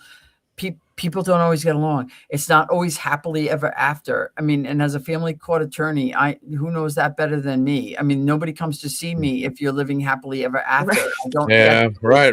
Yeah, you're here because reality exists. Yeah, right. And like that's the thing. Like I get like when everybody comes in, like the first feeling is just like they feel so upset and frustrated and whatever by this situation. And I'm like, okay, well, there's happily ever after. And then there's what you have. And we need to now focus on what you have, because most people that come in to see me don't have the happily ever after, or they're not here. Like, that's just the reality of it. And and even though that's the case, and it might not be happily ever after, it's as happy as you can get ever after. And it's okay. Like, it's okay as long as you can figure out the okay part. But like, to be stuck in this, like, let's keep like bringing each other down and dragging each other in the mud and like hurting each other as much as we can, you're missing the point, which is, let's just be the best parents that we can. Neither one of us are perfect. We're going to fail in certain things, but we need to be the best parents that we can for this child. And many imperfect parents, actually all of them, have learned to figure this out, because nobody's perfect. And that's the way it goes. We're perfectly imperfect. And that's what Justin's attorneys should be saying to him. It's And weird, that's what shocks me. It's do you guys remember the text messages between? Yeah, I think that's the weirdest thing to me too. I agree with you. Weird. Yeah. And there was a text message from Lisa to somebody, and I think it was that officer that was going around like actively. What was her name again? The one that was doing the surveillance for the house. Kate. I just know by her. You know what I'm talking about, though. The officer that was texting back and forth with her doing the surveillance. Yes. So I think it was in that group of text messages somewhere where Lisa was like, "We interviewed multiple different attorneys. We think we finally found one that we like." That keeps ringing through my head every time I see these, you know, these motions come in. I'm like, did they literally sit there and find an attorney that had no ethics? Like, I mean, that sounds terrible, but it's like, or any sense of, hey, this is family court. Like, it blows my mind that they're not. I mean, I think it's arguably doing Justin a disservice by him not saying, look, this is not smart. I get that you're bitter right now. I get you're mad right now. I get you want your way, and you guys, want this, but I think you're hurting any chance of the court taking you seriously, that you want to be a good co-parent. There's dirty attorneys out there too. I feel, there's great attorneys out there. Lori Mullen with us, the mighty one, Mark Betterow. Melanie Little, other great attorneys that we know of. But then there's also attorneys that are horrible, such as the guy that's representing the McAlberts right now in the civil suit against Karen Reed Turtle Boy, who could quite honestly be one of the worst attorneys on the face of the earth, quite honestly. One of the worst people. That was this guy tried to shut down a show appearance the other day, which is only going to really potentially lead to Aiden maybe suing him, and he can't represent anymore. So there's attorneys out there, I think, that are either they're idiots or additionally, these people are just taking their money. I don't know who's representing. Show me the money. Yeah. We know that movie reference. These are the type of people that I hope, like I wish rashes on. You know, I wish that they get rashes in hard to scratch places. And you know what I mean? It's just something that they'll get over, you know, something temporary, but really nothing that an antibiotic won't take care of. Right. You know, I'm not wishing cancer on anybody, just a really, really irritating, painful rash for a while. You know, it's like kind of step back and say, do I really want to get, like, I can't tell you how many times in my career I've had to do that. Like in the beginning, it was hotter because it was kind of like, I just want like to have a case or whatever. And I'd be like, oh, okay, this guy's got this waving this like $5,000 check in front of me.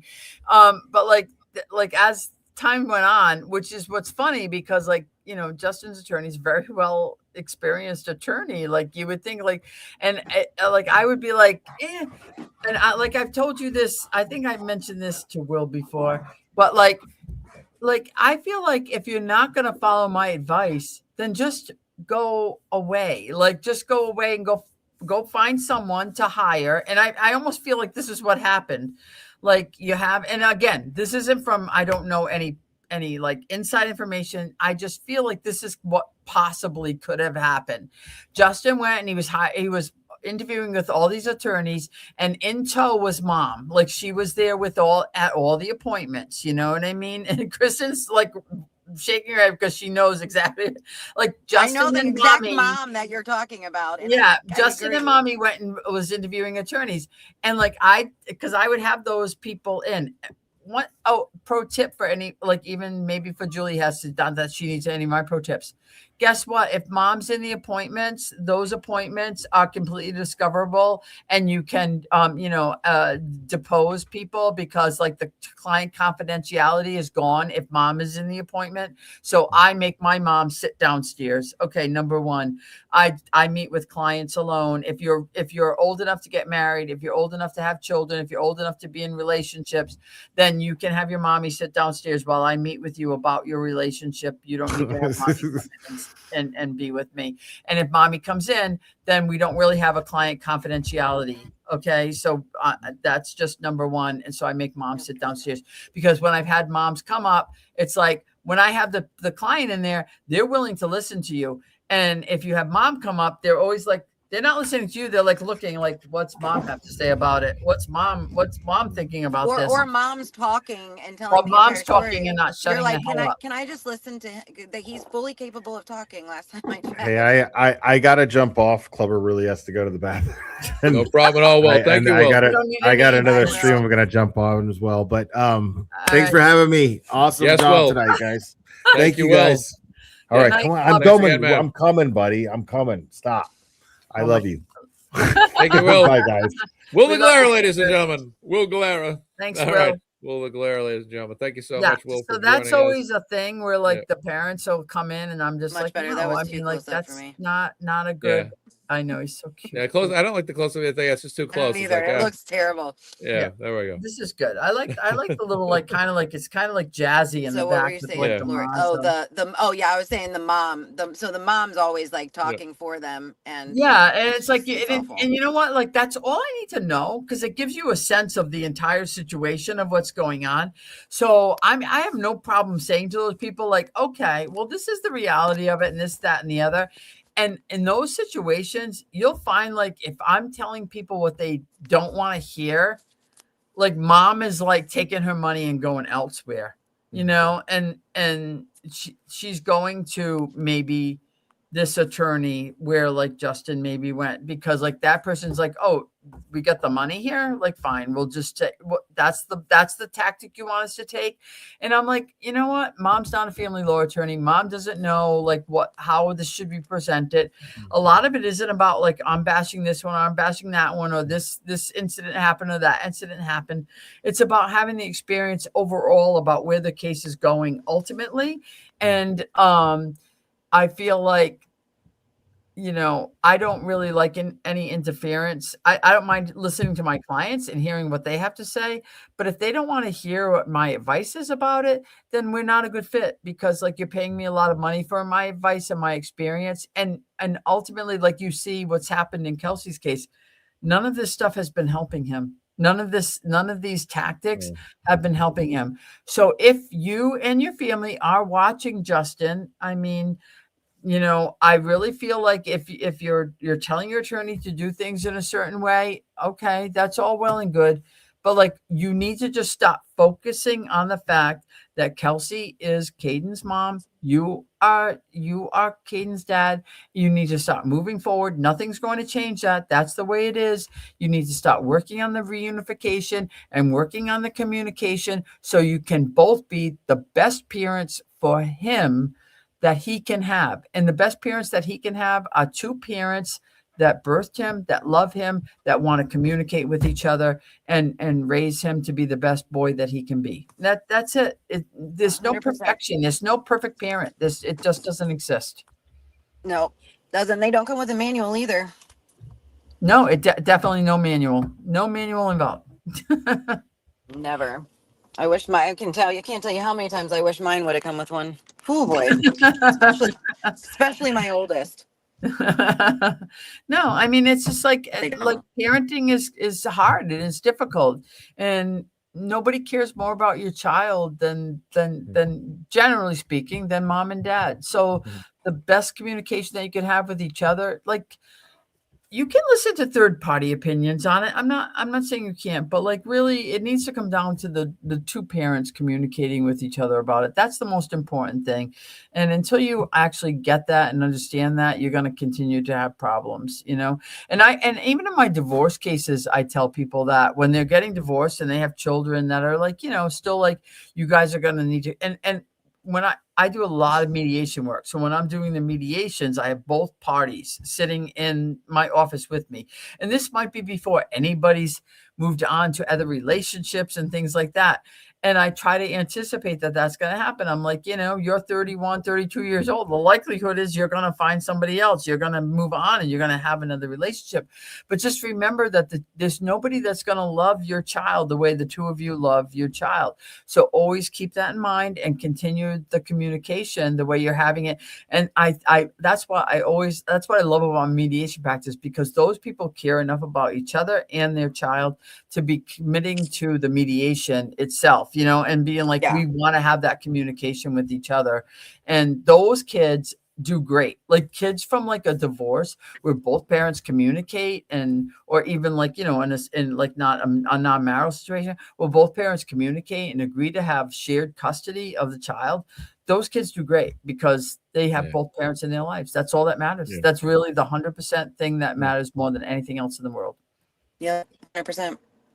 I just feel too. It's the ones that don't that end up having the most issues down the line, and I cannot, you know. And I agree with you. There's nothing wrong with that third party advice. It's when that third party advice is what is fueling your decision making that it becomes an issue, and that's what I absolutely feel like is happening here. Unfortunately, I wish it wasn't, but no, I agree with you, Kristen. I think that's true. Question here. Can you talk about how difficult it becomes when a new significant other tries to chime in and on family court? Yeah, it's the worst thing in the world, Amanda.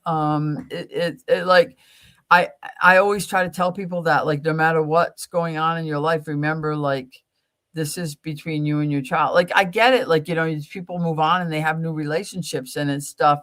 But like, if someone is trying to interfere with your relationship with the parent of your child, then that then reevaluate your choices.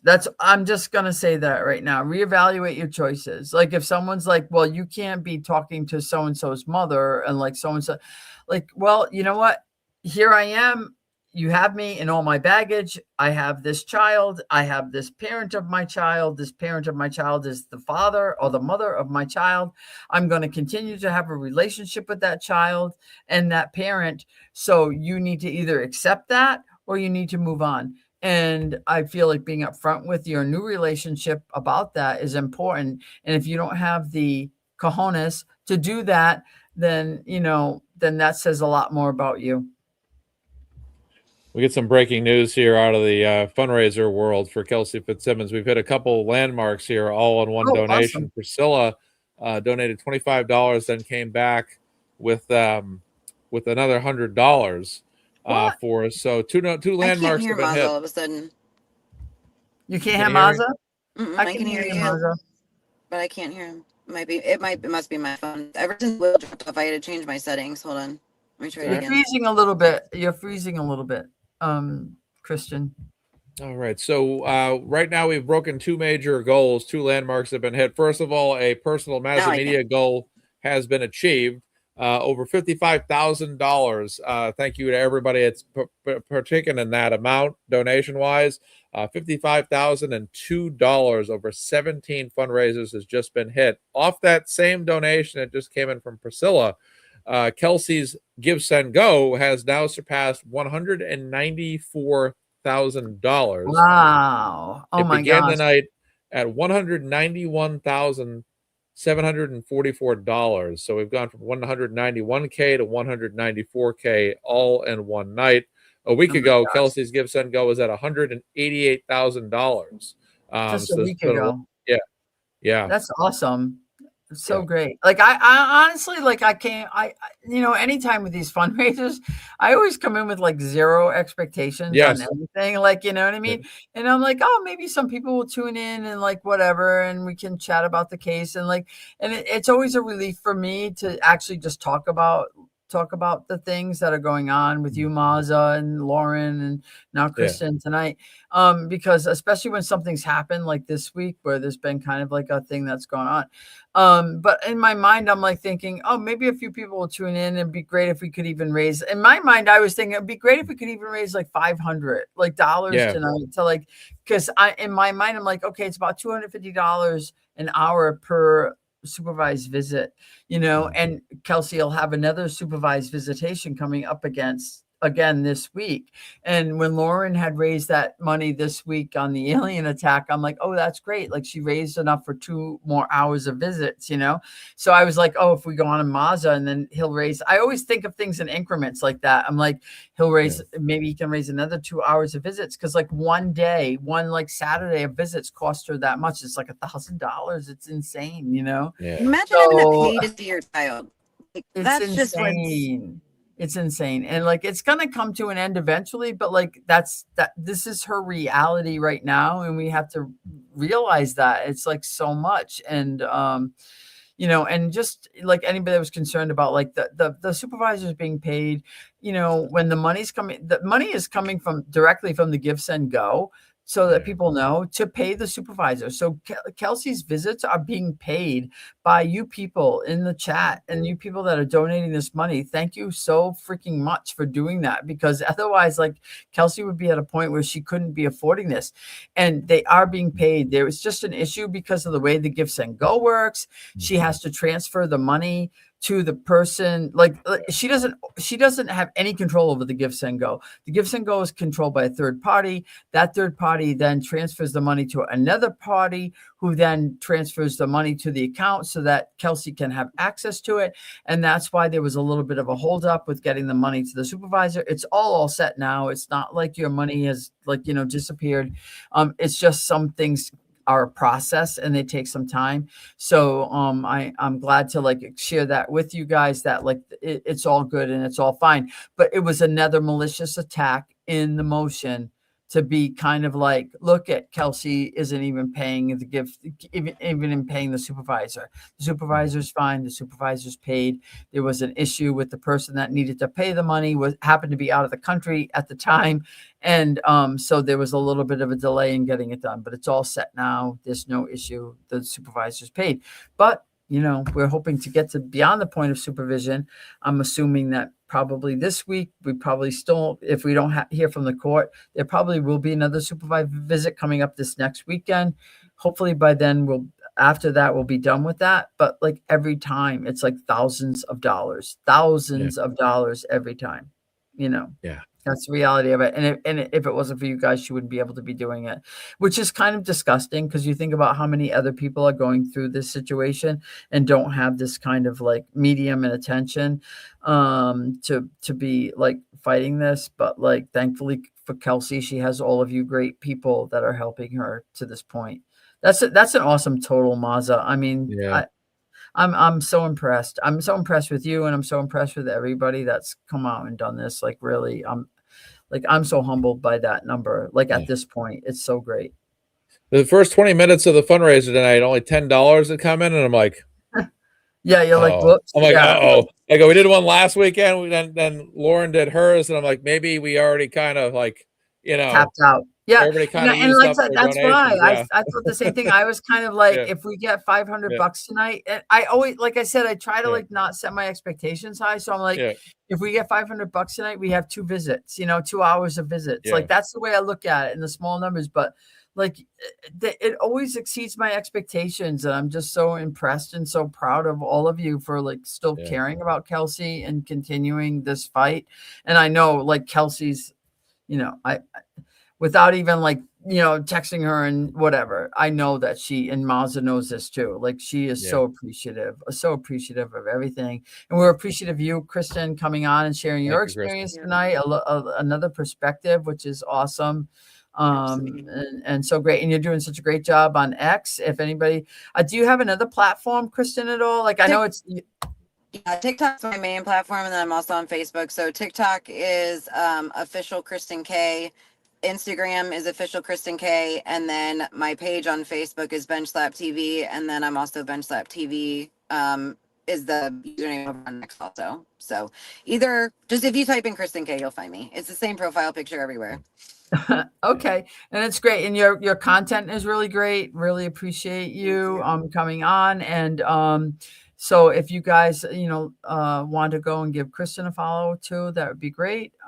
Anybody that's supporting Kristen, and I know you've done a lot, even on like the Caidyn and Karen Reed stuff and stuff like that. And you know, you've been I lost my TikTok account because of those cases. So really, I had to start all over. I had almost 500,000 followers over on TikTok, and the trolls came for me after a live one day, and it was during that kind of transition where we thought TikTok was going away and then coming back, and remember that.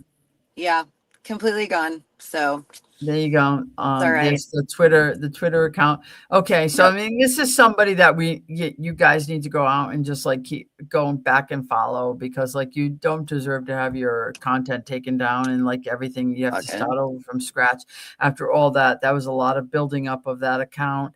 And you know, you're going out there and you're trying to speak your truth, and you're getting like ripped down. I don't like that at all. Yeah, no, it wasn't. Well, I mean, according to the trolls, I work at a gas station too. So, you know, I mean, you know what?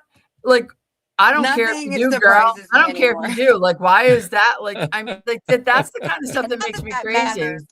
But you know, it doesn't matter. You know, it doesn't matter. It's wild. Like, I'm just like, you know, the stuff that they come up with just to try. I'm like, and I said this to somebody today. I said, be so real right now. I said, you're this mad over a court case? I'm like, do you guys realize how ridiculous that? Like, I can't imagine quite literally tearing somebody down to shreds because they don't agree with my outlook on a court case. It's just it's so irrelevant.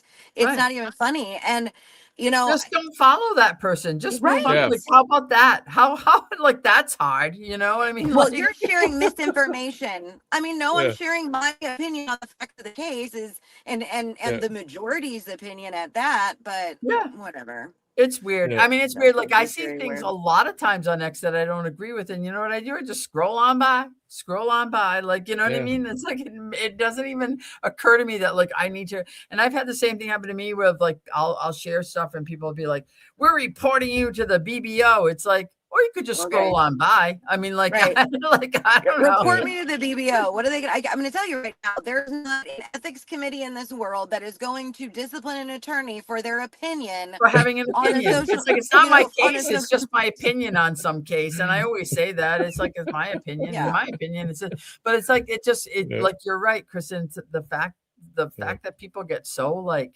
wrapped Charged up up. in it, it's scary. It's scary that these people are out there. It's like just scroll on by. They had If something's getting you pictures that of- worked up, you need to like, you know, I don't know, either Yeah. be on medication or just like learn to have Yeah. some coping techniques would be good probably. Oh, I paid a pretty penny to like literally get all my stuff kind of shut down to protect my kids after the last round of them Ugh. because I was like, there's no way. There's just no way.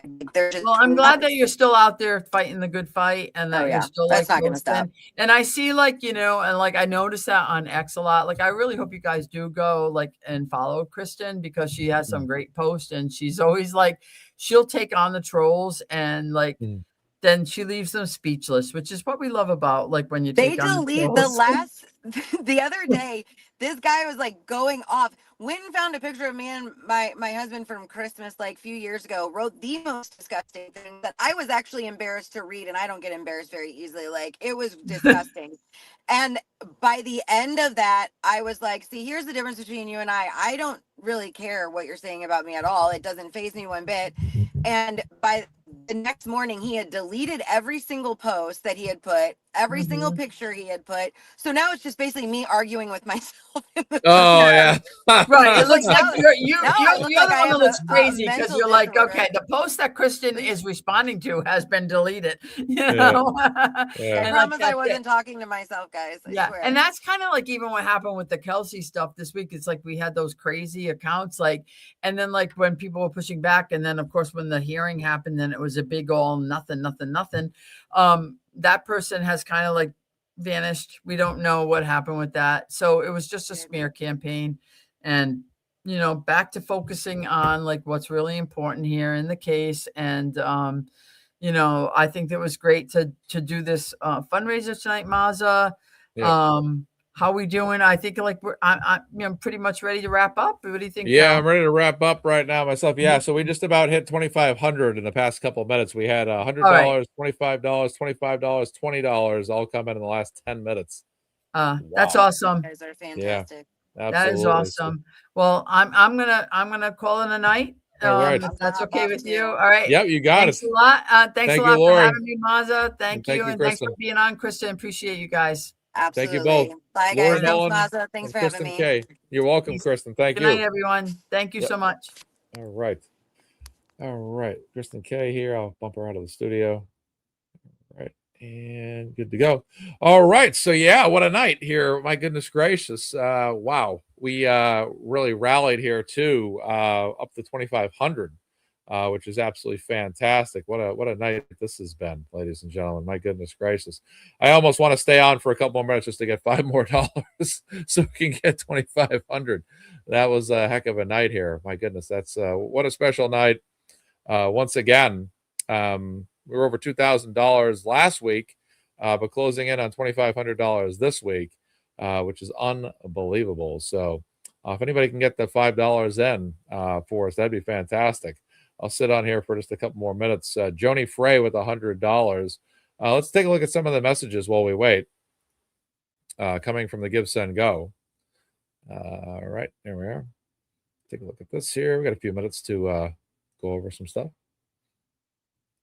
All right, so here we are. Nope, too much. There we go. So Joni Frey came in with $100. Happy to help with those supervised visits. Thanks, MazzaMedia, for the reminder. Anonymous giver says, sending you a piece to Kelsey Fitzsimmons, $25. Sending a piece again might be the same giver twice there. Andrea Leone, MazzaMedia, thank you, Mazza, for your continued fight for Kelsey. Prayers for you, Kelsey. That all goes well. Priscilla with $100. She'll work it in the budget. Thank you, Priscilla. Then Priscilla, $25. Mazza, you have a beautiful heart for Kelsey and baby C. Anonymous giver, $25. MazzaMedia, and for your continued fight to see your son and be a representative to other parents that are victims of attempted parental alienation. $10 from anonymous giver, another $20 in. Jackie says Kelsey Mazza fundraiser, 25. Cynthia Marks, 25, says we got your back. Kelsey, stay strong. Anonymous giver, 20. 50 for 50 to get the states read by anonymous giver. Aussie gave $50. Stay strong, Kelsey. Proud to be a cupcake as well. Another $50 came in. $100. Nicole D with 50. Ashley with $20. Mazza fundraiser to protect from alien attack. Anonymous giver, $20. Kelsey sending love to you and baby C. Andrea S with $15. Anonymous giver with 25, 50 for 50. $20 here. Karen says, love you, Kelsey. Mazza, you're the best. Thank you.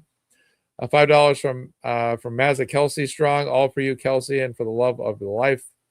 Marcy says, happy to support Kelsey. Great show tonight, Mazza. Coco says, Kelsey, as a mom and grandmother, I can tell you that you are a great mommy, and Caidyn is so lucky to have you, and you're amazing. I love that Mazza is your guardian angel and a great example of a true gentleman. Thank you so much. $20 from Anonymous. MazzaMedia fundraiser, $25. Stay strong, Kelsey. Amy Adams, 10. Finbar, 10. She says Mazza's fundraiser. Mazza sent me. Kelsey, stay strong. Winners win. Romy with $50. 50 for 50 states. Becky with $125. This is me right here, actually. My MazzaMedia himself with $50 from MazzaMedia for Kelsey. Jenny R with 20. Leslie Saparetti with $20. Thanks, Mazza, for a great show. Wishing for the best for everything, Kelsey. Priscilla, probably the same Priscilla from earlier, $21. Keep at it, Kelsey. We're here for Mazza. Sherry, we stand with you, Kelsey. Kimbo, I just tuned into Mazza and CSI's fundraiser. Stay strong. Anonymous giver, $10 from the alien invasion. Jane B. Mazza fundraiser. Hope you're enjoying your time with Baby C. Keep pushing forward and stay strong. We love and support you, Kelsey. Jane B with $25. Mazza Kelsey Strong with 10. Anonymous giver with 100. Janine with 20. Mazda fundraiser. So autocorrect will do that. Robert with 100. Judy with 20. Mazda shenanigans with 25. Amy with 10. MazzaMedia fundraiser donator with 20. Susie Q, Mazza show. We love you, Kelsey, 25. Susie Q again with 25. Maureen with $59. Anonymous giver with 5. Please publish how funds are used periodically. Fraud is interfering with donation rates. Transparent. I think we went over that. Carla with 25. Kelsey Strong with 5. Larry with 10. Rhonda with 50. Jules K with 50. Tracy with 10. The Goodwins with 30. As a fundraiser, we support your thin blue line, Kelsey. Hopefully your former constituents will do the same. A lot of donations here tonight. Wow. Colleen with 10. Lorraine with 50. Meatball Morrissey Sketty with 100. Allison with 10. Anna with 25. Alien Fighter with 50. Becky Slaughter with 20. Anonymous Giver with 10. Michelle Perry with 100. A lot of donations tonight. Sherry with 20. Craftastical with 10. And that was the first one. Massive fundraise. That was the opening one. That was earlier.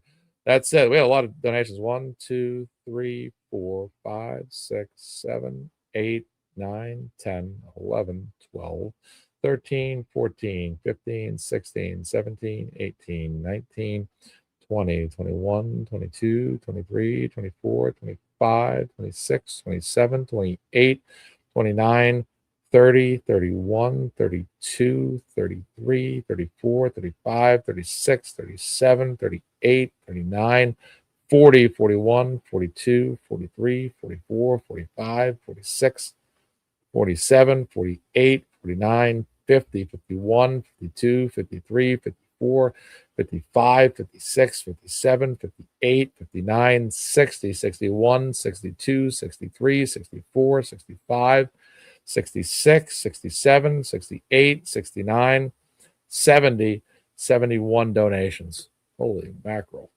Wow. 71 donations. Wow. Let's see if we get that extra $5. And we got it. A couple of people sent them in. All right, perfect. We got a couple donations here. Let me grab the, see if the total's up. I know it hasn't been updated yet. I'll just tack it on myself manually. That should be 249. 194, 249 should be the total. There it is, 194, 249. That gets us up to $2,505. Wow. Wow.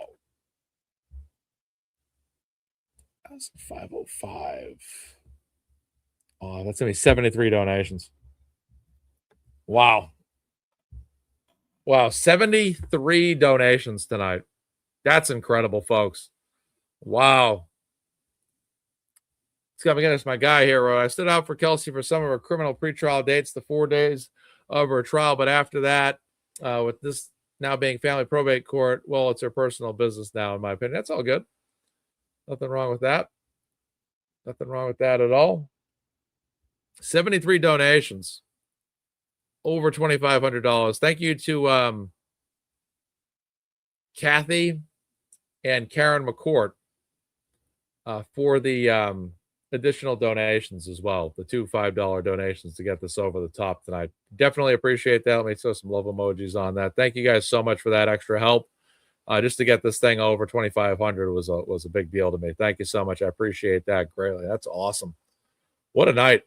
Fantastic night. Lori Mullins says, I love this community. Thank you all so much. Law Girls Not Attorney says, you do such a phenomenal job, Mark. Thank you. Devitt says, thank you. Congratulations, Mazza. Yeah, sound effects. Yeah, there we go. Let's give everybody a round of applause here for the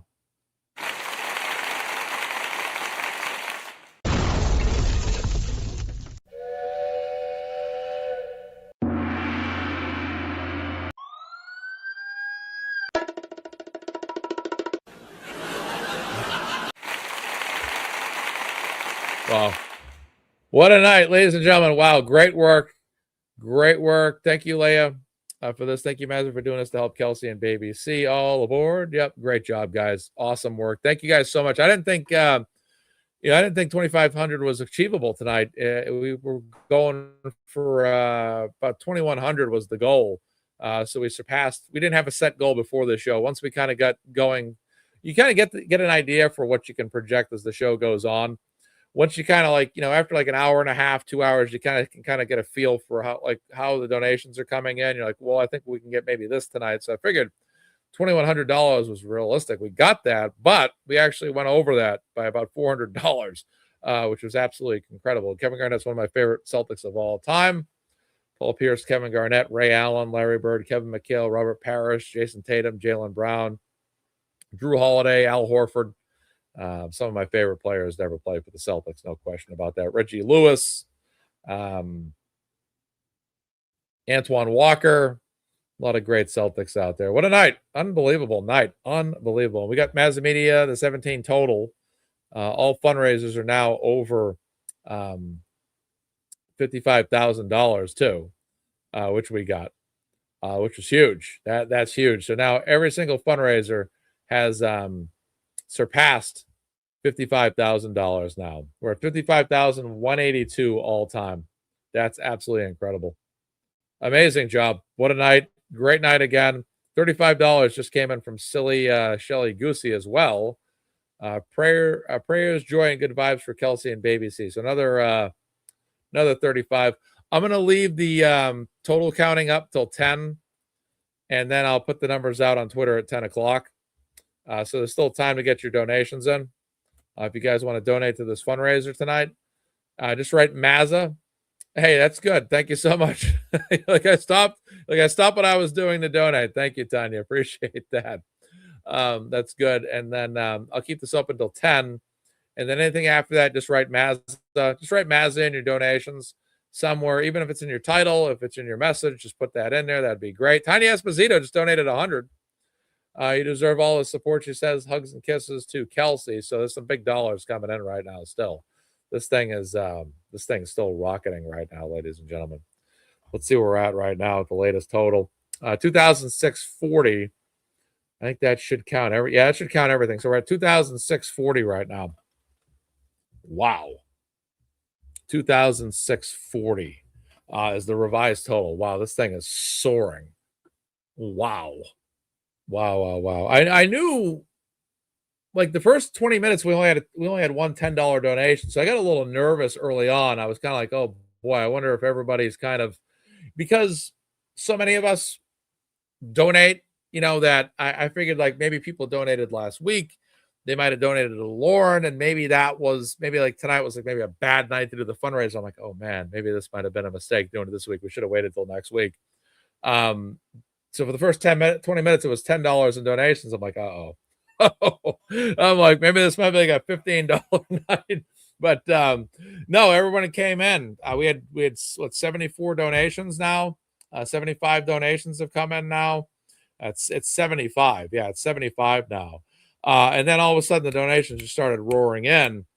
And by the midway point, I actually thought to myself, man, we might actually surpass next week, because at one point we just got ahead of it, which was awesome. You never know where the fundraisers are going to go. It's always so many different factors can contribute to how a fundraiser is with the donations. It's unbelievable. It's incredible to watch. And it's a pleasure to do these fundraisers. I donated myself $50 tonight. I chimed in as well. I like to donate to my phone fundraisers just to kind of, I don't donate when it's not my fundraiser, because I can donate during my fundraiser. That way it counts during the fundraiser total. So anytime I donate, it's specifically during my own fundraisers all the time. I'm like, I never donate unless it's during my fundraiser. That's when I donate. That's the way to do it. So I can kind of help the number up a little bit. So it's good. No, it's good. I'm happy. I'm working on the MazzaMedia merch that people were asking about earlier. 2 shirts, 2 styles are done, and there's 5 different versions that you can get. We'll go over that in another show. Tonight wouldn't be an appropriate show to talk about it, but it was asked about, so I mentioned it. So we'll be talking about that. And then beyond that, that's it. So I'll leave the totals up. I'll count the totals through 10 o'clock, and then just write Mazza, and you should be good. I'll do one more check for dollars here. And what do we got? Anything more? That will do it. So Tanya with 100, Silly Shelly Goosey with 35. So nice $135 tack on, and it's okay. We count them. Anything during the show we count. That's not a problem, Rami. No, I wasn't saying. I'm not saying it was inappropriate for you to ask. I said it was appropriate for me to respond to it because you had asked. The burden is not on you. I'm just saying, if I had just organically brought up my merchandise shirt store during a fundraiser, that would have been inappropriate for me to do. I'm saying that because you mentioned it, which was perfectly fine. I just said I addressed it because of that. So that's all it was mentioned. It was nothing. It's nothing for you to look in. You're fine. You're good. Don't worry. You're good to go. Love you, Romney. Thank you so much for your donations. Thank you for your donations last week, Romney, as well. Appreciate that. So everyone, thank you so much. Will DeGlaire is on another show right now. I actually messaged him and asked him where he's going, but I think he had to hop on the show, so he never got back to me. So I don't know where he's at, but I was going to suggest everybody go watch that show.